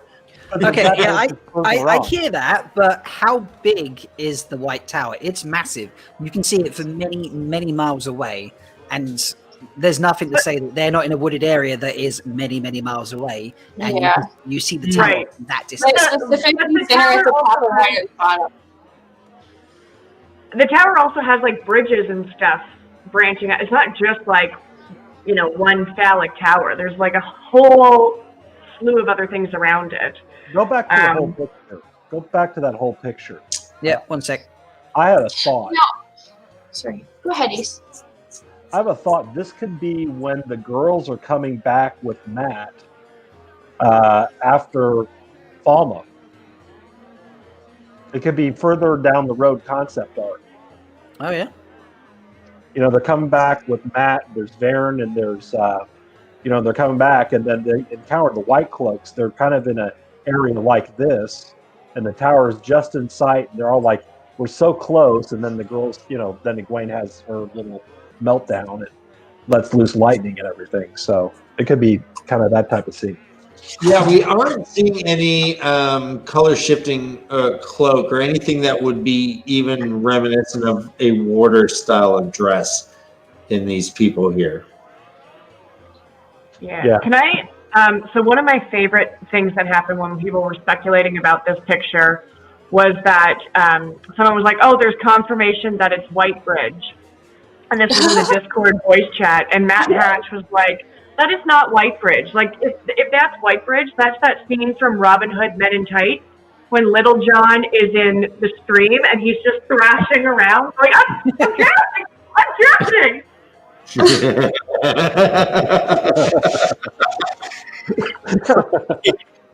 So definitely not White Bridge. Yeah. The description of the picture is the video then transitions to concept art of a group of riders on horseback crossing a bridge over a stream. So I think my impression of this is that it's not necessarily the riders. We don't know if we're going to get that scene, because the scene of them bringing Matt to the tower is in the Dragon Reborn. So I don't think we're getting that for like on the day the Eye of the World was released. I think we're just probably going to get like a montage of the Emmons Field 5++, leaving the two rivers and just like on their journey. So this could just be a snapshot from anywhere. And instead of seeing, if we don't have Vale Doman in season 1, instead of seeing the Tower of Genji on the spray, we could see it now. It's very possible. That's very. What are your thoughts, Ace? No, I mean, I was just saying that there was a scene in that in the Dragon Reborn with Matt and all that, but they could be pulling from that scene. If that is the White Tower, they're taking kind of information from that particular scene to convey this concept art. So that's kind of where I was coming from. But yeah, I was looking for that Dragon Reborn scene in this, if there was a litter, with Matt in or something. So that's why I had him pan back. I can't even talk. So could that be a portal stone? No, I don't think that's. I don't think so. Because I don't think we can. Okay, I could be wrong because I have really bad memory, but I don't think that the portal stones look like pillars or towers in the regular world, right? I think they're just really worn down and look like really his head on it, right? Is that it? Didn't he fall asleep like resting on it, like propping his head up? But it was just kind of like I thought it was just like a platform with like a little worn down rock. You have to like walk down to it, and there was more kind of colors surrounding it. I don't think the portal stone would just be like undecorated like this, just like a giant dick rock by a bridge. It's not very portal stony. Yeah. To be honest, that way marker is exactly how I picture in the ways what those little signposts look like. I don't know if Daniel Taylor, nice to meet you. Love seeing new names in our chat, but yeah, this is a good point. I don't know if we talked about it earlier, but yeah, we're going to see a lot of examples of forgotten ruins, so maybe this is just kind of even another artistic choice, huh? Yeah, or just tossing something out there. Yeah, I think that they just told the concept artists, like, hey, just kind of throw something of interest in the background so people can speculate, like we're doing, because that's pretty common. Just something that will draw interest and create story, That shows so just as a standalone image, this works very well. They're moving towards something, and if this was just a whole blanket forest, that wouldn't be interesting visually. But to have a break in the forest and then, oh my god, something ominous in the background, it draws the eye towards that very effectively.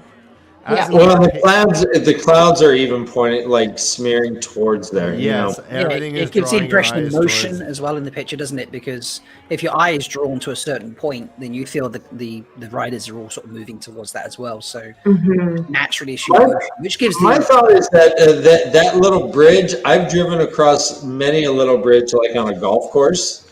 That's about that size. It's about that. Right? Yeah. This could be even like so. Specifically though, like I see a tower, but I also don't think tower, right? Like I see that if you really look at it, it could be a tower, but also just could be like the highest point. Could be misty. It could be the highest point of Shadar Logoth. These guys could be moving towards Shadar Logoth, and that could be the city in the distance, just what it looks like.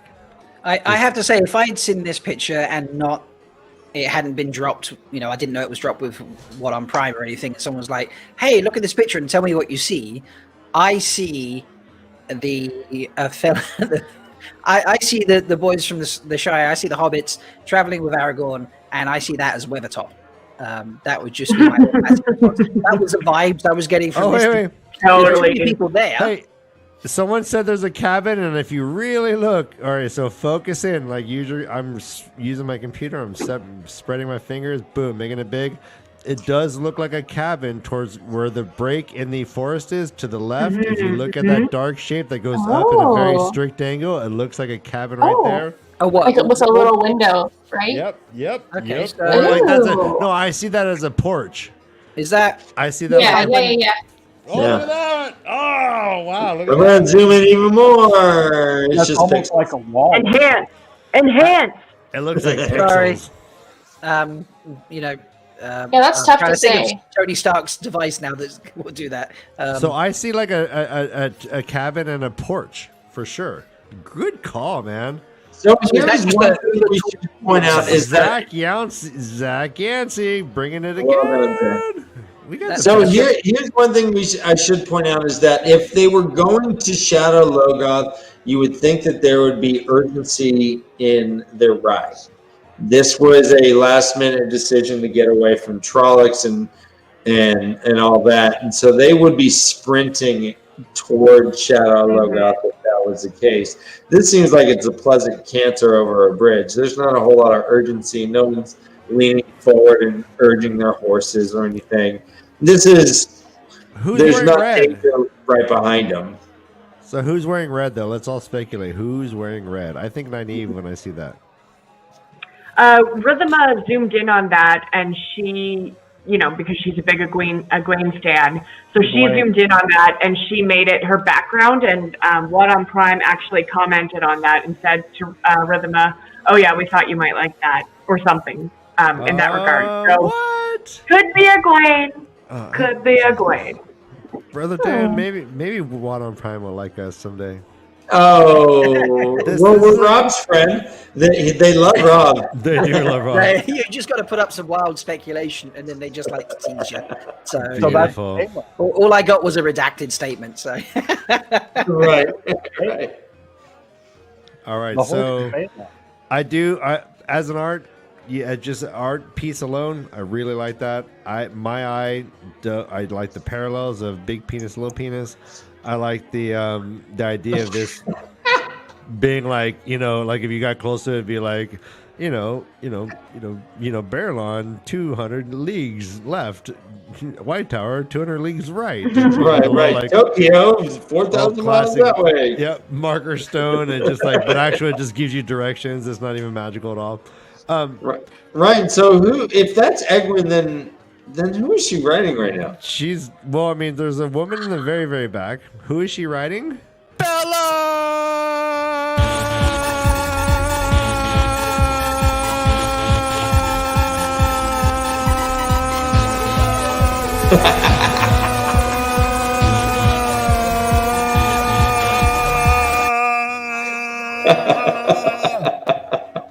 Right now, every time we do that, every guest, we're all dancing, but no one can see us dancing. we do. We dance in the So background. We funny. absolutely do. I hope everyone at home is just dancing crazily also. You have to when Bella comes on. Yeah. 12 seconds of joy or whatever. Yeah. It's the best. If anyone wants to add a musical piece, give me 12 seconds of music. We'll add it. We'll make a new pole dancing. What? I got distracted by my own compliment. Thank you. So we have one more amazing. Yeah, about time. We had the pole dancing, right? This is this last one makes me sick to my stomach. I'm not really into heights. Oh shit! Oh my god! Scenes like that make me like already my testicles are dropping to my knees. So this reminds me of like a video game rendering. Yes. Really cheaply done. Yeah, this is. I wouldn't say cheaply. I mean, Yeah. not to me. It doesn't. But it looks like I'm watching like Red Dead Redemption or something, where it's like a Rockstar game or an EA game, and it's like that's the rock texture. It looks okay, but it doesn't look like hand drawn. Yeah, it looks right. photo. You are right. Good call. Yeah. So, what do we think is Dan? Real quick, what do you think? I am. What we're seeing is a man with a bow and a man with a quarterstaff. Yeah, I assume that is Rand and Matt. but Where they're looking at, huh? Sorry, Matt with the quarterstaff though. Eye of the World. Well, he had a quarterstaff. I think it makes sense that they include the quarterstaff early on, just to kind of hint towards that he has some skill with it, because it kind of just comes out of nowhere in the book.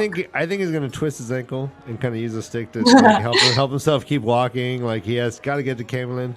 And then we should have a scene where he like does something badass with the quarterstaff. Like lands like, oh, you're a quarterstaff guy, and he throws like his coffee mug at the guy at his head, and Matthew goes whirl, and like hits it back at him, and Land catches it. You're right. He just learns slowly that he has this innate quarterstaffing ability. Well, his dad was like the main quarterstaff dude, right? You're right. You're right. I see that. That's in my mind. That's Matt and Rand. I see that, and for some reason, Matt's always wearing green. I see that, but like in my mind, Matt's always wearing green. I don't know why. But because he's promiscuous, and that's what the whores wear. Now, personally, I think a quarterstaff. I think maybe. So maybe a quarterstaff goes up to your shoulders. I imagine it'd always be longer, but maybe that's why it's a quarterstaff and not a half staff or a full staff. I don't know what maybe Chad knows the difference. Quarterstaff is about 2.5 times a nickel staff. Okay. All right. So what do you think they're just like, do you think they're having like a discussion? Is this like a turning point? I think they're trying to find a road. They're like, where do we go? Oh, I guess the road goes down to the right. It's been decided they are pondering entering Moria. But unfortunately, they do not know that all you need to do is speak friend and enter. Nice. Speak friend. Speak friend. So, all right. So let's look at what we got. We have just 2 men that we assume is Matt and Rand. So this would be when they're traveling on their own, I would guess. This looks like a quarry of some sort with a pathetic little bridge down at the bottom. I don't see a grand city on either side, so we're not seeing White Bridge. And when they were going through villages, I did not picture them going down into caverns and stuff, but maybe that's what their voyage is. It is a lot like the Hobbits, kind of going over the mountains of New Zealand and shit. But what I see here is more or less not any part of the book that I remember of their voyage. These 2 men on their voyage. So I'm at a loss to where they could be or where they would be going. Yeah, I mean, I think it depends on whether or not Vale Doman and the Spray are included in season 1, because we know that everyone's following the river. I think it's the Arenelle. So they're following this river. If Matt and Rand don't get on Vale Doman's ship and they just have to make their way on foot, maybe this is just a picture of that, because it's a real filming location where they went. It's called Belka America. So we know that WoTonPrime has filmed here, and so that this actual picture that we see is like basically the concept art is like just photoshopping Rand and Matt into an actual picture. But I'm not sure where. So there was a question that was just popped up if it might be the quarry road. I can't see this being the quarry road at all. The quarry road had forest on either side, and I can't see Belle on a cart going down that little path. No, and there's no river either that's that wide that goes down the quarry road. I can see the guy in green being Tam.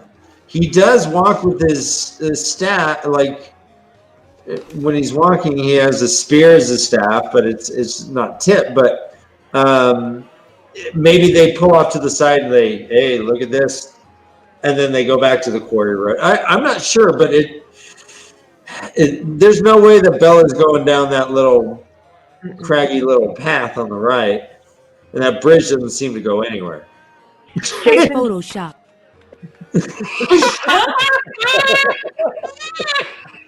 Thanks. Jason just pointed out in chat that it could be Tam and Rand spying on the women's circle, or Rand and Matt spying on the women's circle with that leaked scene info that we got with Egwene. That's Photoshop. That could be it. That's a good theory.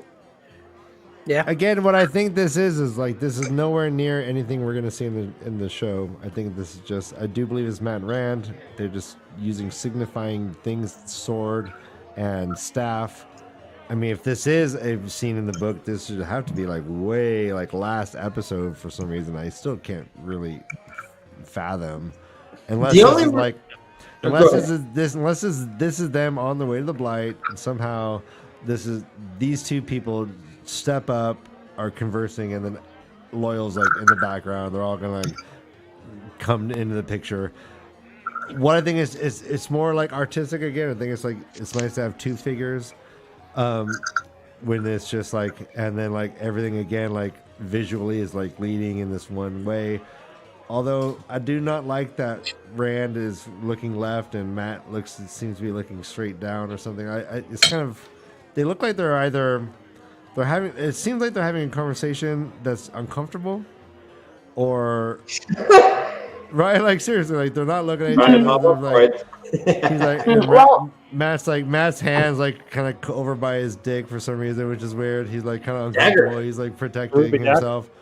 Yeah, so like Matt's like, I'm sorry that happened, and Rand's like, yeah, dude, we keep talking about it, but you're fucking. Rand does have a sword, so that probably is not Tam. Why is Rand's hands like that?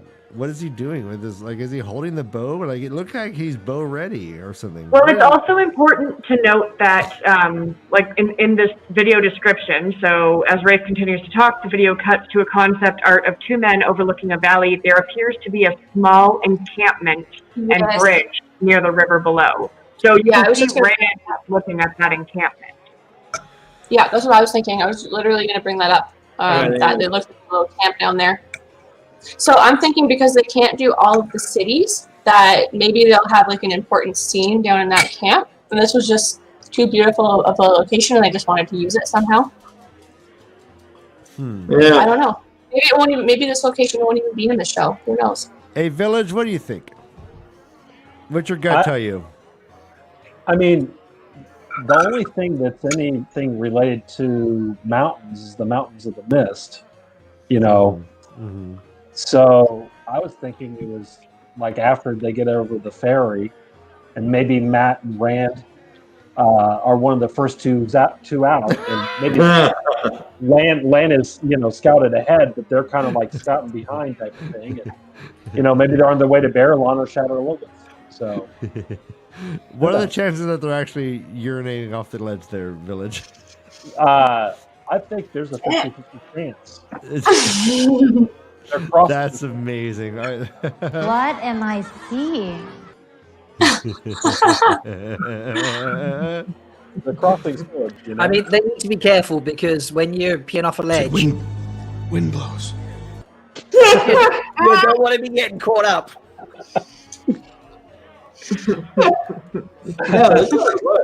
And Ryan, you need to be especially careful when you're there because you've got.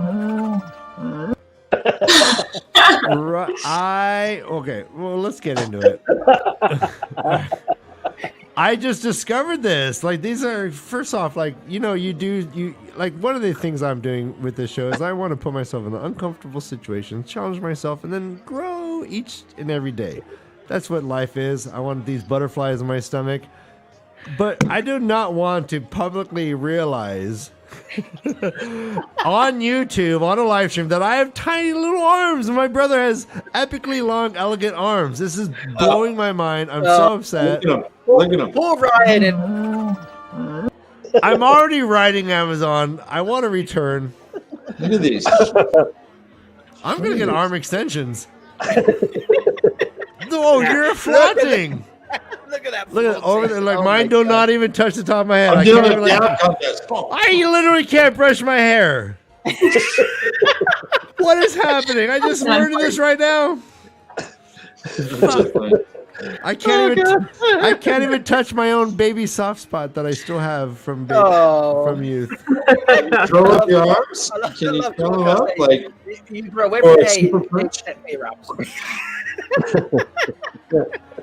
All right. Well, I'm going to unprofessionally ask everyone, do we want to take a break and then come back for the funny section of the analysis of these pictures, or do we want to just plow through and then... Let's just go. Yeah, let's just go. I'm ready. I'm Right. good. All right. That So, is Like that, then I the got to take serious small. part. all right. so- Already. Yeah, our look at what you did to Village. Oh, okay. You want to take it smaller? You want to take like a Let's do 5 minutes. 5? Let's do like 5. 5 minutes? 5 minutes. 5-minute break. That sounds all right. It's all downhill after the 5-minute break, but if you stay around, you might earn a puppy. But hey, and he'll I have could fun. use a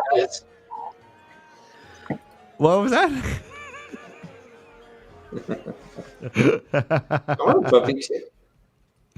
Who doesn't want to fuck a puppy? What? What? All right, go. Yep.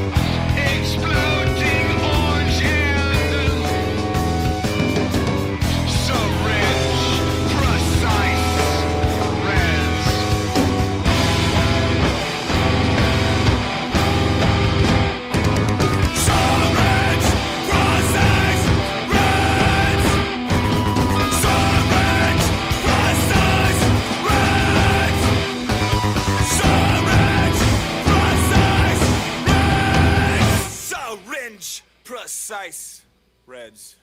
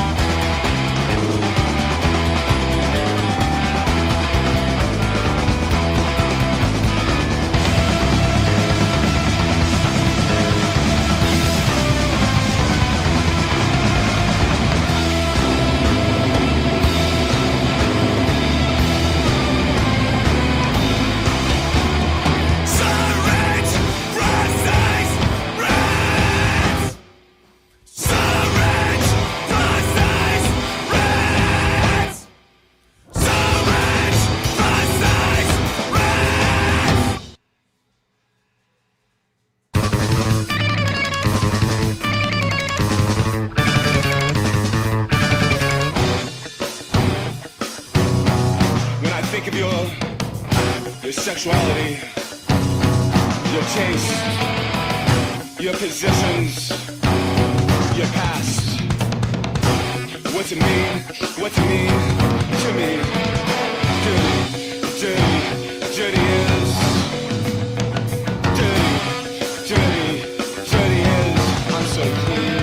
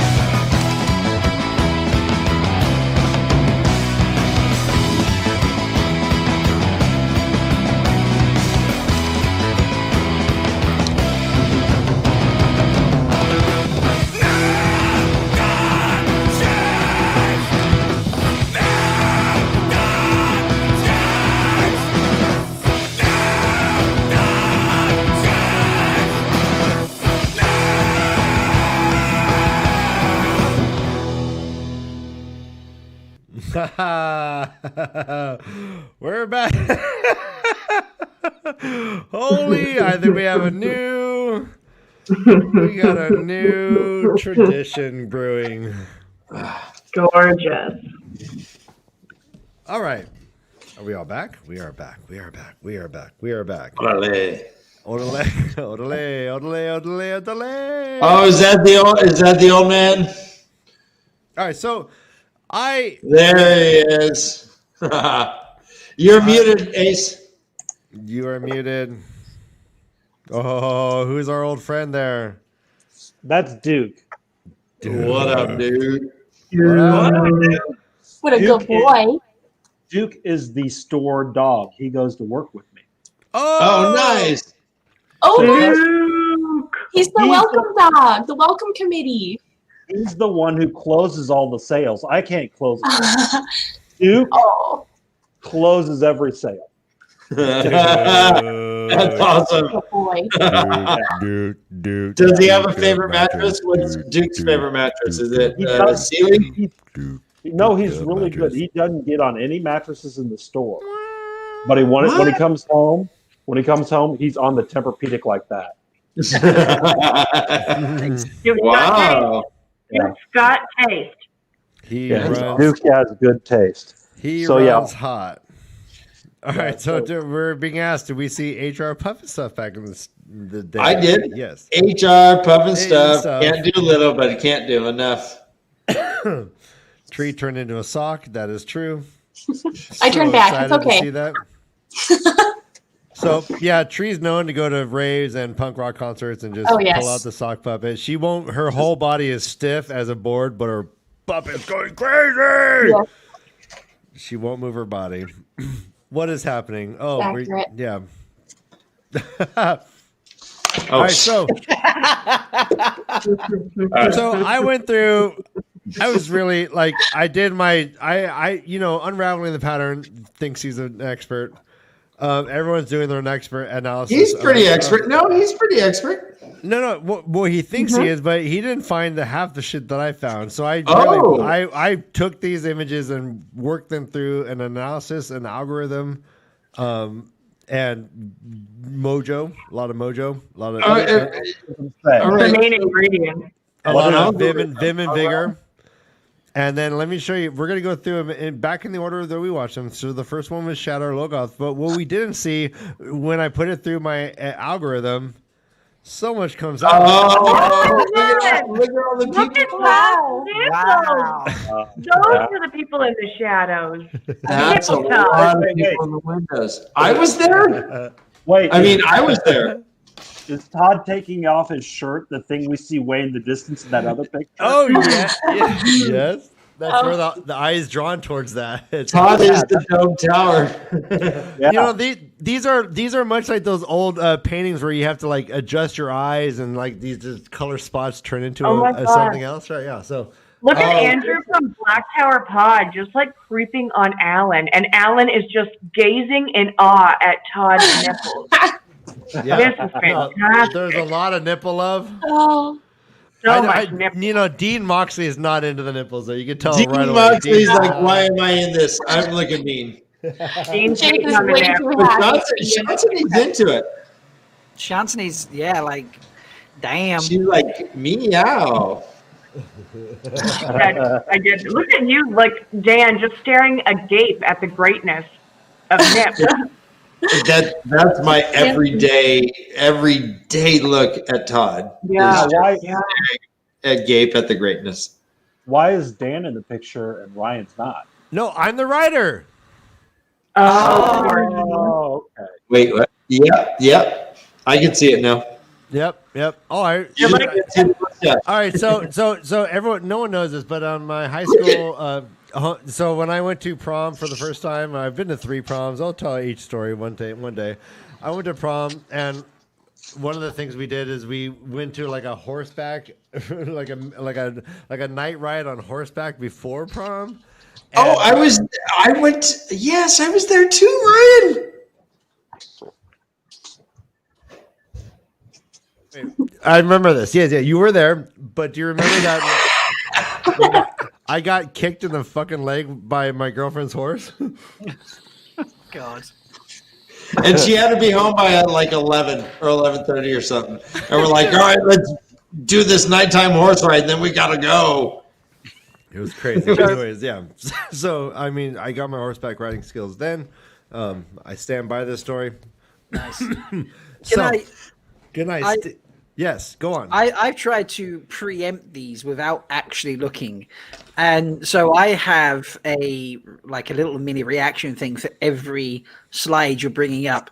And I am 0 for 1 currently because my reaction that I prepared for the Shadow Logos slide was this. I see dead people. And you populated it with us. And I was like, That's a good point. Yeah. I was like, no, they're all that was like- a good bet. Thank you, Lord. Chicago logo. I like that. I think it's really, Chicago logo. Yeah. I think it's Yeah. really important to note that it was Jake and Dean who were responsible for all of the fog.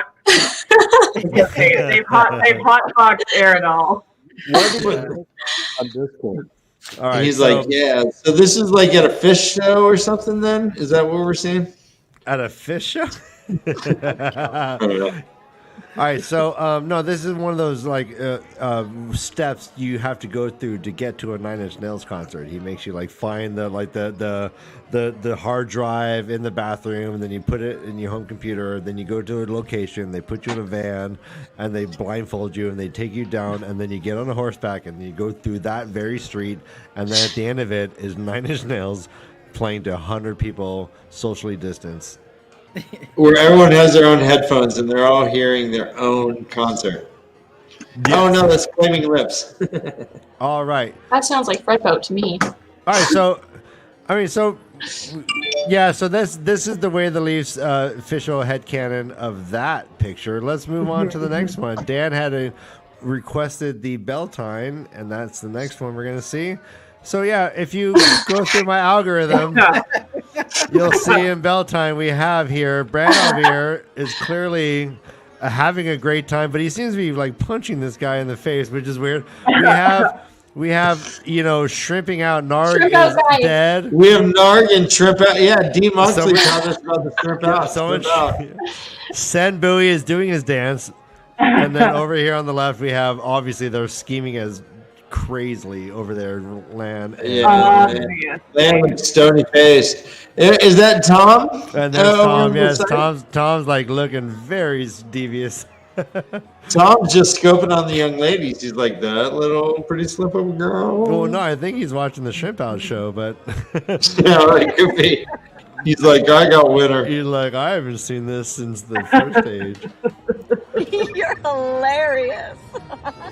So I am David Cross level comedian. Thanks. Yeah, so this is Beltine as I see it. Surely Sen Bowie's got to be doing his epic dance that we learned. The one thing we know that's positive about Sen Bowie is that he will get drunk and fucking get down. Oh yeah, we call it the Bowie Boogie, baby. The Bowie Boogie. Bowie the Boogie. Bowie Boogie. I can see why he's a Thatcher, because he is a good 12 feet tall. Next to He just bends down and picks up sticks and throws them on the roof. I clearly played the hilarious bit too soon then. Rumor has it he's from Ogier stock. All right, so He's got some Ogier in him. Yo, mama was an ogre. yeah, he's trying Mama to was a house now.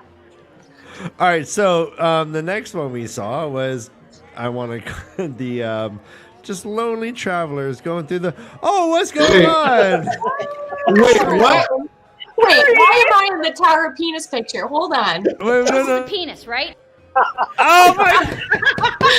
I don't know how I feel about this. Treat no. I don't know. Yeah, what's going on? I don't. Hey, don't blame Rafe. Blame But I'm in Rafe. with Bella, so I'm good with it. So I put this through my algorithm. Rafe has tree hugger as every tree you see in this story is actual tree. It's true. And I'm speculating myself. Is this the Tower Penis? Is this is the way the Leaf headcanon? And of course, And of course, Okay, yeah. yeah, and then we have, I'm not gonna do it. Just kidding. All right, so That is a beautiful picture of tree, by the way. Like, look at that smile. So yeah, the two are unrelated. The tower penis and the tree are unrelated. They just This is a penis, right? right, no. all right. I'm trying, Ryan. I'm trying. No, you don't need to save me. I think we're all adults here. Okay, cool. The arrow is clearly not pointed towards her. Okay. But she does look like but the face she says, her face says she really likes it. Her face This is a penis, right? Her face is like, yep, tower penis. Yeah. He knows All that right. she made that. He knows that she made that tower erect. That's the power of tree right there. That is, well, she hugged it. All right, so I will not confirm or deny that statement. yes. Oh, there we go. Right on. Read and find out. Read and find out. Go under the rainbow. All right, we are rewriting history. So, any thoughts? Any thoughts? Anybody? I think it's just a little bit too much push to shaft ratio. if I'm being Okay, I think you're right. There's like This is why manscaping is important. You see how much smaller it looks with all of I this think this- unkempt edge and All right, just- this lawn is worse kept than a Trump golf course. Look at they need to mow the lawn and make it look like wouldn't that Ireland be green. more like a clitter? All right, never mind. I'm sorry. No. Cool. What was that, brother Dan? It wasn't me. Do you need It a wasn't me. timeout? You removed. So you know how apparently the crew watch the Dusty Wheel. Dan's put, I often hope the crew in the show watch Wheel of Time content, but this I could do with them not knowing about this episode. Hey, Are you guys, you embarrassed, see all the Daniel? dicks in your pictures? Ha ha ha. Are you embarrassed, Daniel? Is that what it is? It so. gets worse. There's two more. Oh, okay. Come on. There's two more. I'm not Do we need to seeing these. take, I'm excited to see That's them as hard to you are. find. do we need to that take was- a 5-minute break? No, Just no kidding. breaks. No I mean, breaks. I'm Just kidding. getting warmed up. More All right, dick here we go. pics, please. So the next one is, I believe, the Tinker Wagon, which our first-time reader has gloriously dubbed them the Tinks. All right, the So, tanks. headcanon forever, Tinkers are now Tinks. And here we go. So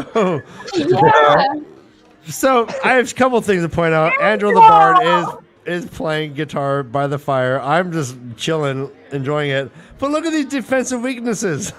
They circled the wagons. We're trapped. Nobody called this so good. I think I'm doing okay with the reaction videos here. I think I'm doing okay. I've broken Ryan. All right, so clearly they're like you're circling the wagons as a defensive perimeter, and these are huge. Trollocs can pour into this. These Tinkers are not only like passive aggressive; they're suicidal. Honestly, this picture looks like you're just trying to demonstrate how an egg gets fertilized. Yeah. So here, one's the lucky one. This is a penis, right?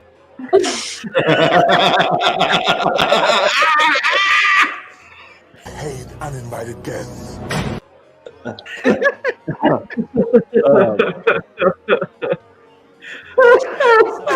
I do think we've broken Ryan. Obviously, Andrel's playing though. He Yes. it's so weird. Andrel's not an Ashaman. He's a Tinker, for Christ's sake. Yeah, and he's playing the music to that sexy Shannara dance or whatever they're doing. Bro, I have Andrel sitting in the room right now playing this flute that we've been hearing over in the tavern. He's been here playing the same flute melody on a loop.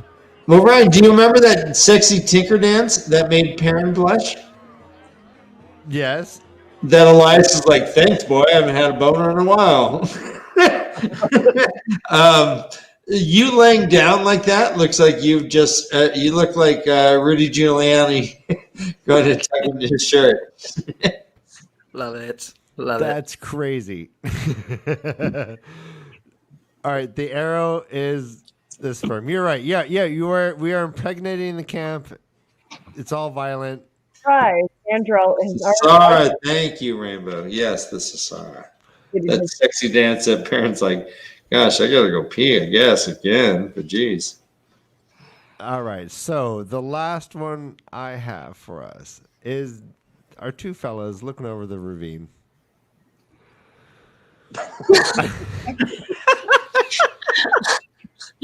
You sure could. All right, so if you were to like really use my algorithm, analyze, Lauren missed this. Lauren unraveling the pattern. I'm calling him out. He missed all of this. Like this is in the video. You just have to analyze the video with the correct algorithm, and I found it. And there's a man. I could sure use some sturdy Two Rivers clothing. Yep. Activewear. I need a price check on a wool shawl. All right. Not too bad. I saw the two woolens, two rivers woolens there. So that is the official Way of the Leaf headcanon on these 5 concept. What are they called? Concept art. Thing. No, I do think it's just called like creative advertising. But yeah, concept art. Yeah. Ryan, you are most definitely. You're hilarious. Nicely done, sir. Nicely done. Well, those were awesome, Ryan. Well done. Thank you for those. Those made me laugh. And that's why I'm here. I'm here to make you laugh. I think we are getting to a close. I'm going to close the tavern door.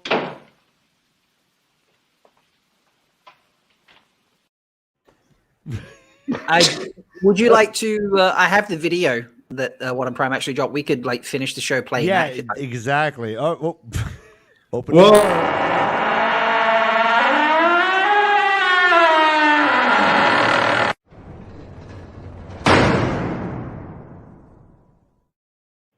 I mean, we could have just finished the show. You didn't have to reopen the tavern just to play. We all. No, he's ushering us out to the live viewing. We're doing like a walk-up. But so I'm not sure if we're allowed to play the sound, though. I know Lauren on his video did not play the sound. I don't think it matters, but good point. Actually, let's do it on mute. Just play it. Actually, good point. No one pinged the Dusty Wheel, and they played it like 6 times. Yes, play the sound. Yeah, go for it. All right, we don't make money out of this shit. Good. Thank you, though, Dan. About the eye of the world is the themes of balance, of gender, and the emotional journey of these characters. As a fan of the books, I feel so lucky we get to bring this world to life.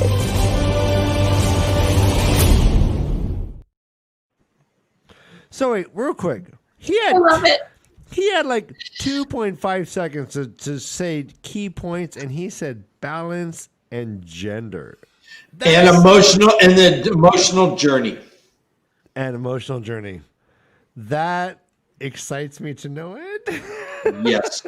It makes me so happy that that's his focal point. Like he's focusing on like the characters. Yeah. Right. And like that's like, not to get weird, but my very first entry into the world of WoT was me making, and my brother and I making a kind of like, what would you call it? Like a promo video. And in my promo video, I basically said, like, we are here because we love these characters. We fell in love with these characters the way you fell in love with these characters. That's why we're doing this. I mean, the story be damned if these characters weren't the most amazingly, like, well-developed, like, intricate humans that we've ever read about. Like, we would not be so invested, but the characters themselves are so infused with humanity, and that's why I think we've grafted onto it. So for Rafe to go into that and specify that makes me think that his focal point is going to be on character development. It's going to be on acting, right? Like real acting. I'm really, really excited. That little promo made me so excited. Well, let me ask you guys, what would be your major concern? Zach, right now, we don't have WD-40. Wait, I'm sorry. Real quick, I gotta respond. Okay. Someone says our door needs WD-40, but that's not been invented yet, bro. It's fucking third age. Let's go. That door is like the old school Ring doorbell that says front door open. It just goes. Here we go. Someone's front door's open. All right, go on. My bad. Go on, brother Dan. What were you saying? What is your biggest fear about this show in its presentation? What do you think that? Oh God, I hope they don't fucking mess this part up. I hope that there's no. Okay, so like I'm always thinking about Game of Thrones because, like, I was very much a passionate fan of that, and the entire Easteros, everything they did with in Essos, Easteros, yeah, everything they did on Easter Island. Dude, I had a great night's sleep, but still, I can't get words out of my mouth. Everything, You look so comfy, Ryan. What I hope they don't give me is like something that feels disjointed and is obviously like one director is like responsible for XYZ, and if that guy or girl can't like live up to it, then it's just going to be shit, which is what I felt when the whole Sand Snakes and tell me that whole plot line was completely ruined by the show, and I just hope that they don't flippantly somehow like, oh, let's include these people, and then don't give them the service that they deserve, and it just feels like lip service, right? I hope there's no lip service. If you're gonna cut it out, cut it out. If you're gonna include it, really include it. Don't like half-ass any of it. Like I'm fine with cutting shit out. I'm fine if I never see like sea folk. I'm fine. That's fine. Right. But if you're gonna include sea folk, don't make them like caricatures. Don't make them just like lump them in and like make them just like, oh, here's a bunch of sea folks. Like really flesh out the sea folk. Right. If not, cut it out. So I'm worried that they're gonna like, oh, we need to include these people. We need to include these people, but we don't have any intention of really fleshing it out. And so I do feel like some things might feel slapdash. So that's my biggest fear. Right. What about you, Rob? I'm going to sound a little too optimistic and say I don't actually have any fears, because I've come to a new appreciation that even if they royally fuck it up, I've still got the books and my experience reading them and the story in my head. And that even if the TV show doesn't work out, doesn't take away that story and that experience. So I'm looking at it as something new that's mildly related to what I've read and loved, and I'm excited about everything, to be honest. So, that's healthy, man. Tree, do you have any fears about how something will be presented on screen? Well, I mean, not really like fears, I guess, but there are some things that I wish that they wouldn't include, like just for the sake of, because it's included in the book. Like one of them is the Amerlin. Like, welcome to the Amerlin. Let's take off all our shirts. I hope they don't like. You're a woman. Exactly. Like, I'm a woman. Look, you could look at this. Like they haven't all been naked for the accepted test and the living together. And so I hope they don't include stuff like that. Yeah, just for the sake of it. So I think that and other things like that. And then also the Elaine Tom thing. I'm like, please just cut it out, please. Yeah. If they include it, I want it to make a little bit more sense. So I think that's kind of where I'm at. And that came out of nowhere. Tom with Elaine and then Tom with Moraine. To be honest, you can say, oh, okay, yeah, we can see. No, there was no love. There was just like admiration at best. But unless there was some major stuff going on off camera, we don't see the type of love that suddenly Tom has for Moraine and vice versa. That seemed a little weird as well. What about you? Go ahead. Oh, I was just going to say, unless you're Allie from Wheel Takes, who picked up on Tom and Moraine instantly, and like you can see all like the little the clues, like in Eye of the World, she calls him Master Bard. I've got to be honest, my first time reading, he's on like chapter 12 or something stupid, and he's already like, I feel like they know each other or something. Like there's something there. Like he's already said that, and I'm like, first time reading was blowing my head. I didn't say that to him, but I was like, huh? Yeah. I read it like 6 times and still didn't see it. Yeah, that scene in the Stone of Tear when Moraine like touches Tom's knee. Ooh. Yeah, that's like when touching Rand's sword and saying, "Hey, a hair mark, huh?" Yeah. Ooh, go play with those hair marks, baby. Ace, do you have any fears or any concerns that you hope that the show does right? I hope. My fear is they will show every spanking that was given. In the real time series. Yeah. That's my greatest fear. The thing I hope they get right is they just tell the story, but just from a different lens. You know, from different POVs. If they do that, it'll be great because we only have the POVs from the books, and seeing from a different POV will give you a whole different story because of all the misdirection that RJ did and the unreliable narrator and all those things. We're just going to see the story through a different lens, and I hope that's what we get to see. So that's a really good point, and I'm hoping that we're going to see that beginning even as early as Winter Night. I'm hoping that we're going to see this attack, on the festivities, even though Rand wasn't there. You know, just Moraine and Lamb. Yeah, awesome. That'll be awesome. How about you, Doc? My fear is that the Layla Abera fridging rumors are true. Yes. So I hope it isn't, and I hope that Perrin doesn't have a wife just to be killed for his character development, because he's messed up enough already. Yes, and I'm trusting Rafe to be able to tell Perrin's story without throwing in that little bit of fun trauma in season 1. And then aside from that, I trust him implicitly and the team behind it. Everything we've seen from them, the interaction with WoTonPrime on Twitter, Rafe and Sarah jumping into chat with us and assuaging concerns, the Q&A that Rafe has done just to, put fans at ease. Every tidbit we get, every description of the set coming from cast and crew is just setting up my expectations for this show to really blow us out of the water. Yeah. And you can tell by the way they talk how much they love the story, just like we do. So they're going to try to do everything they can to give this story justice. And I have no fears that they're doing a great job.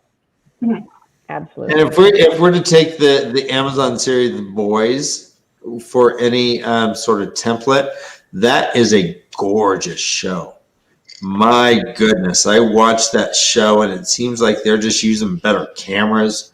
They're just it just seems like it's so gorgeous, and I think that the same is going to go here.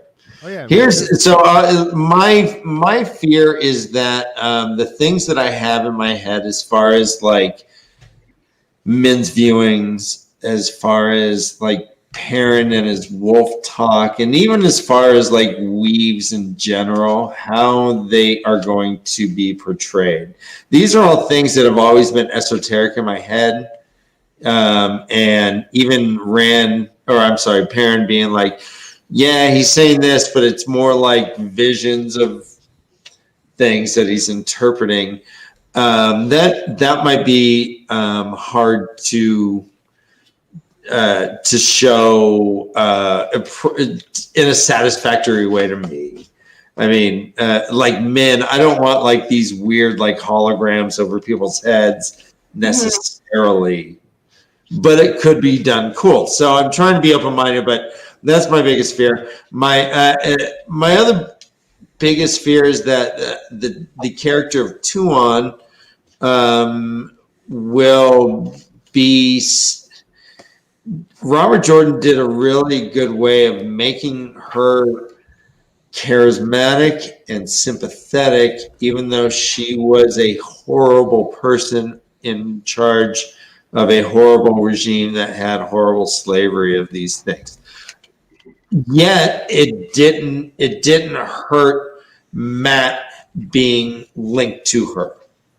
However, it could very well not be taking as well if Tuon is just a bad guy. So walking that line of making Tuon still sympathetic and worthy of like Matt to be married to is going to be hard to do as well. I think RJ did it well. I'm not sure how it's going to portray when you actually see this person in charge of slavery and shit. You're right. And that's a very delicate line to balance because the world is changing very, very, very rapidly. Twatcast has a great point. Is that he says that my hope is that this community accepts the changes they need to make.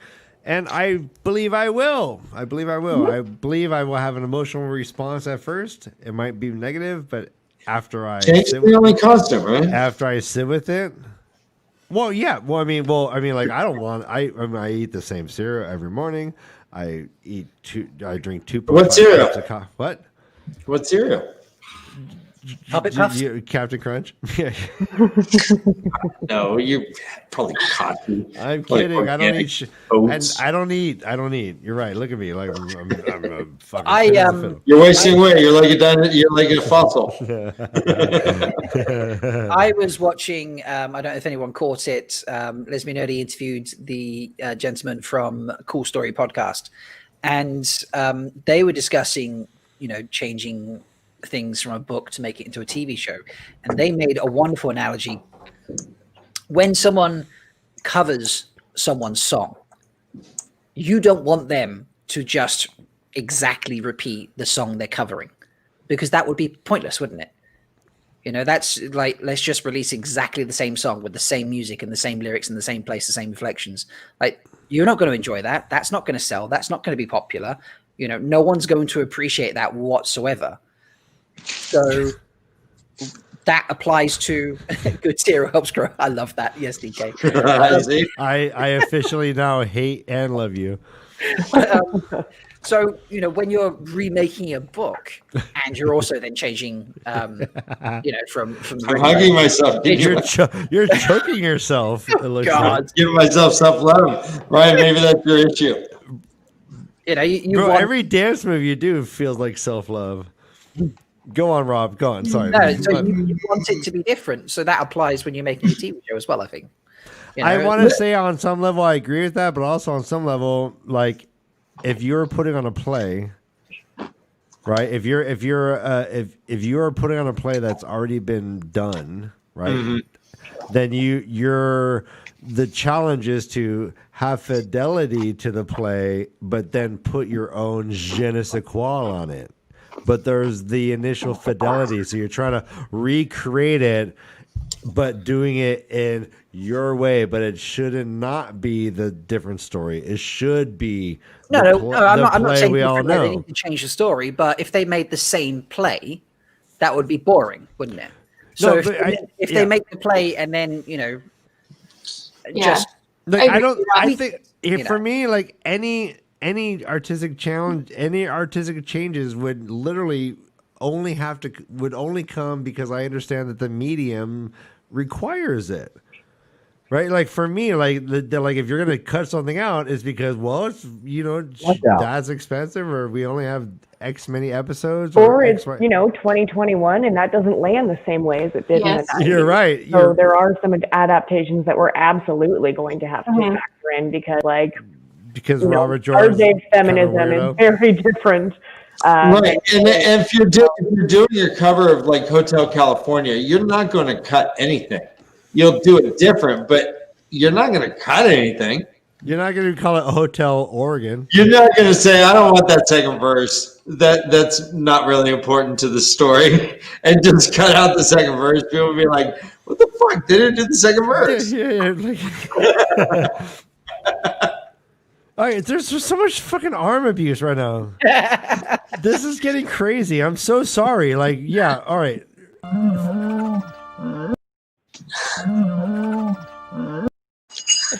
Oh, shit. I mean, we could go back to this abuse. Powerful as Side-Eye. I can't say Ace and I right, and I have little tiny pterodactyl arms. I'll be right Go back. for it, bro. We're going to bop you out. We'll bring you back in. That's how it works. This is hour 3. Tree is now in the puppet sandwich instead. The human. Oh, hey, Tree, give me your cheek. Mwah, Brother Dan. Brother Dan's married. You're married, Brother Dan. You told me. Oh, delusion. Oh, dog. Oh, she's like, nope. Oh, High five. No. Social distancing. Social distancing. All right, let's get into this, guys. Oh, this way. This is hard because it's. Do we all understand that Twatcast mirrored. is like an abusive, mean person? Why? Because I have that saved on my computer. I can bring that into every show, Ryan, just to let you know. I say yes. Although I do believe Twatcast is 3 people, so I'm like, you're offering us 3 different women, which is great. I'll choose which one I want. Whoa! I'll just show up. Yeah. You do whatever. I swiped thrice. Swipe or no swipe. Hey. Village mattress. Yeah, I wrote you a song. Oh, I already did that, right? Okay. Yeah, I got up to let my dog into the other part of the house because he wants to go lie down. No, for real. I am completely into this idea. Let's figure this out. So yeah, to that end, like Tavern Talk is going to be, basically guests are going to be happening on the regular. I don't believe we're going to do a Tavern Talk without guests. I don't want to do a Tavern Talk without guests. That sounds like me speculating wildly and being wrong for 2 hours straight, which is no fun.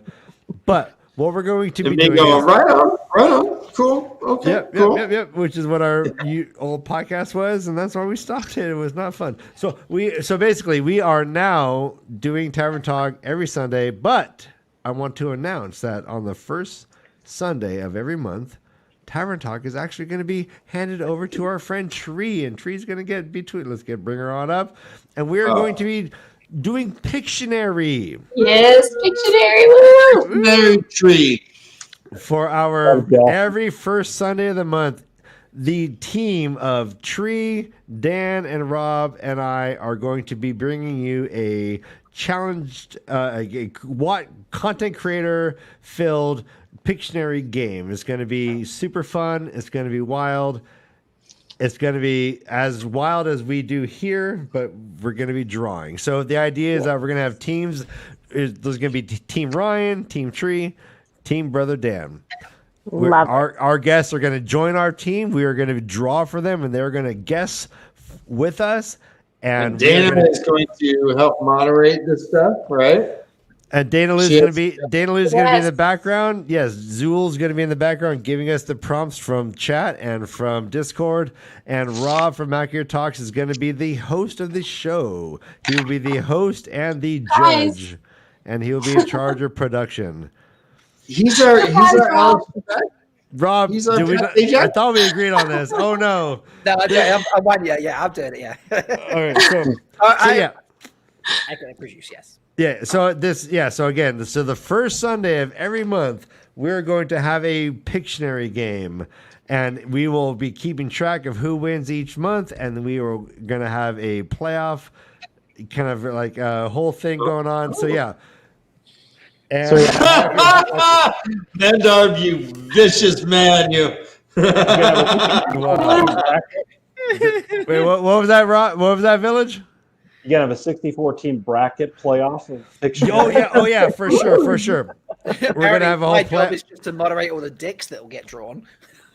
Well, I think I'm the Appalachian State of drawing. Hey, just because you see dicks and everything doesn't mean I'm drawing a dick, Hetsky.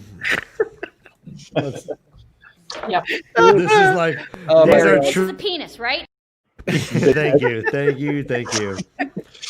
So yeah, Tavern Talk 7 p.m. Eastern every Sunday, first Sunday of every month.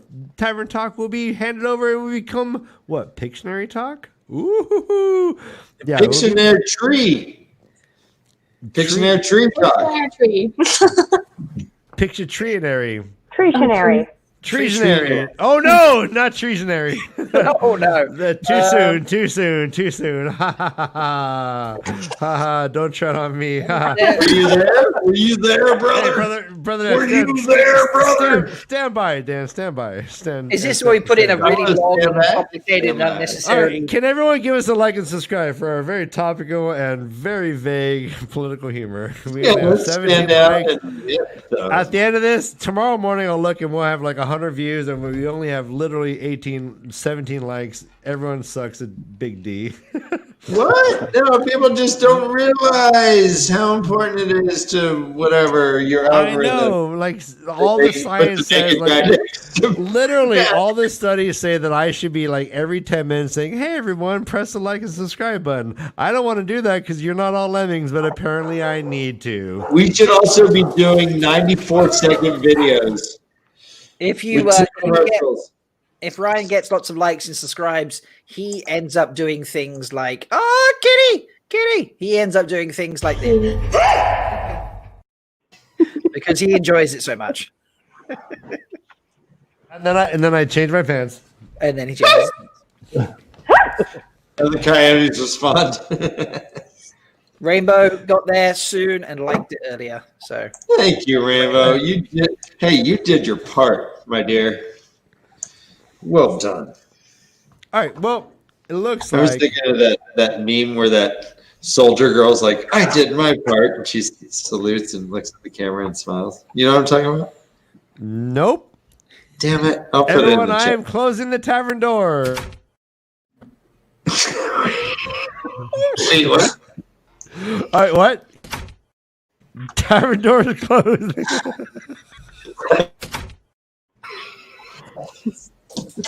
And everyone can go to hell. Bye bye. I love you. I'll see you next week. All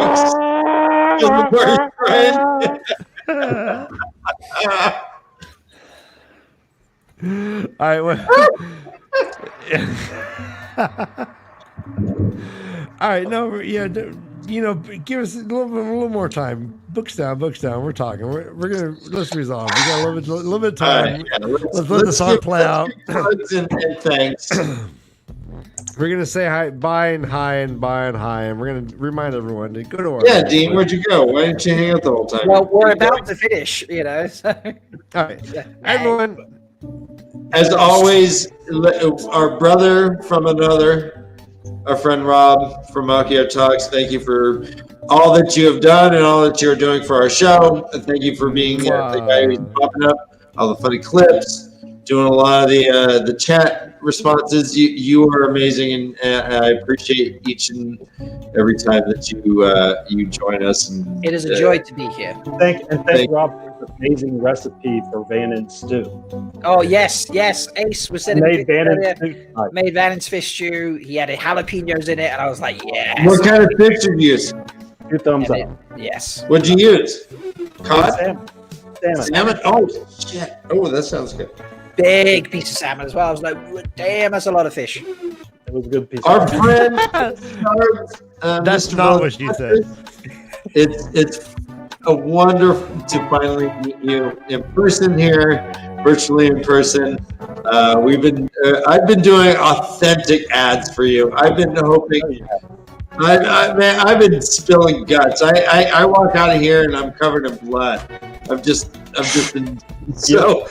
Your brother felt that and bought some pillows and sheets from me and a comforter. So you know, he felt your. And I'm jealous because they look gorgeous. But my wife got me sheets and stuff got me sheets for my Christmas, right? Oh, I appreciate all your shout outs. Yeah, you were the best. Thank you for joining us, my man. Because your wife is digital, right? You have not even met her. She just sent you some sheets so you could like sleep alone happily. And we should point out that Tree's face just said, "You're just like." Is that why she bought you sheets? When we invited Village Matches on, we said, "Who do you want to be on with?" And he said, "Rob." He said, "Tree Hugger," and he said, "Delusions of Grendel." So, Tree, thank you so much for fulfilling this make-a-wish. I feel like a make-a-wish. I feel like that's happened I'm touching hearts and minds. I'm connecting. We're networking here.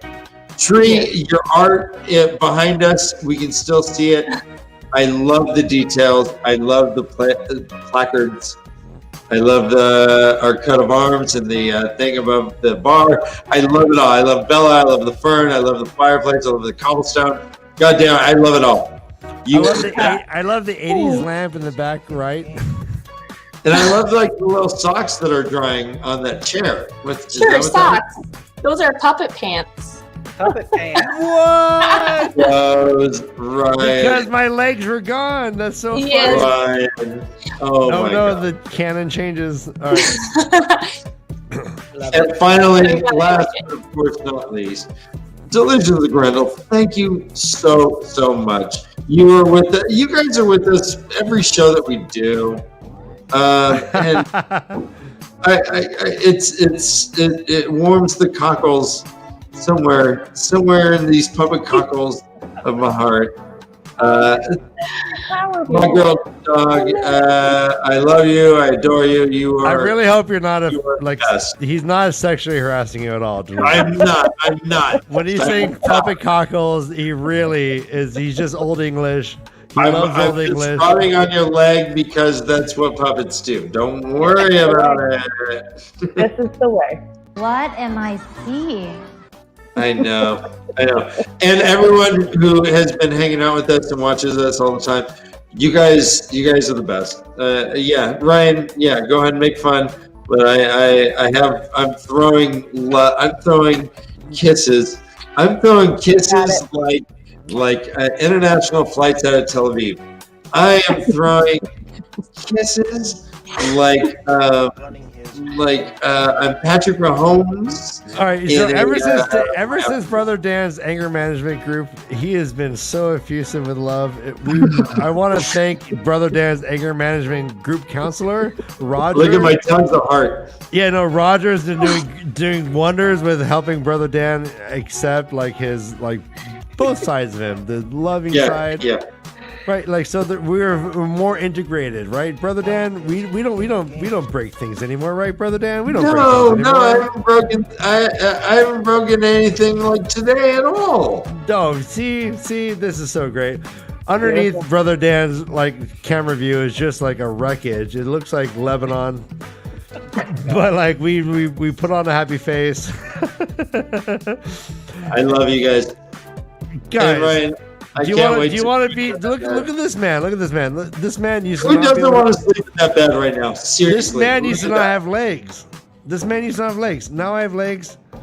This is the joy that Village Mattress can bring you. You can regrow your legs. Yes, you can. Such a level of comfort. Is that false advertising? Maybe. I believe All right, my loves. All right, so first Sunday of every month, Pictionary, 7 p.m. Eastern. Every other Sunday, this bullshit. If you love it, we love you. Village Mattress, we love you. Delusions, we love you. Rob, love you too. Barnacle and Tree, we love you. We will see you guys next time. Season 2 is just beginning. See you next Sunday. We're doing, Wait, what? What does that mean? What? Oh, what does that mean? Translate it. Cut that out.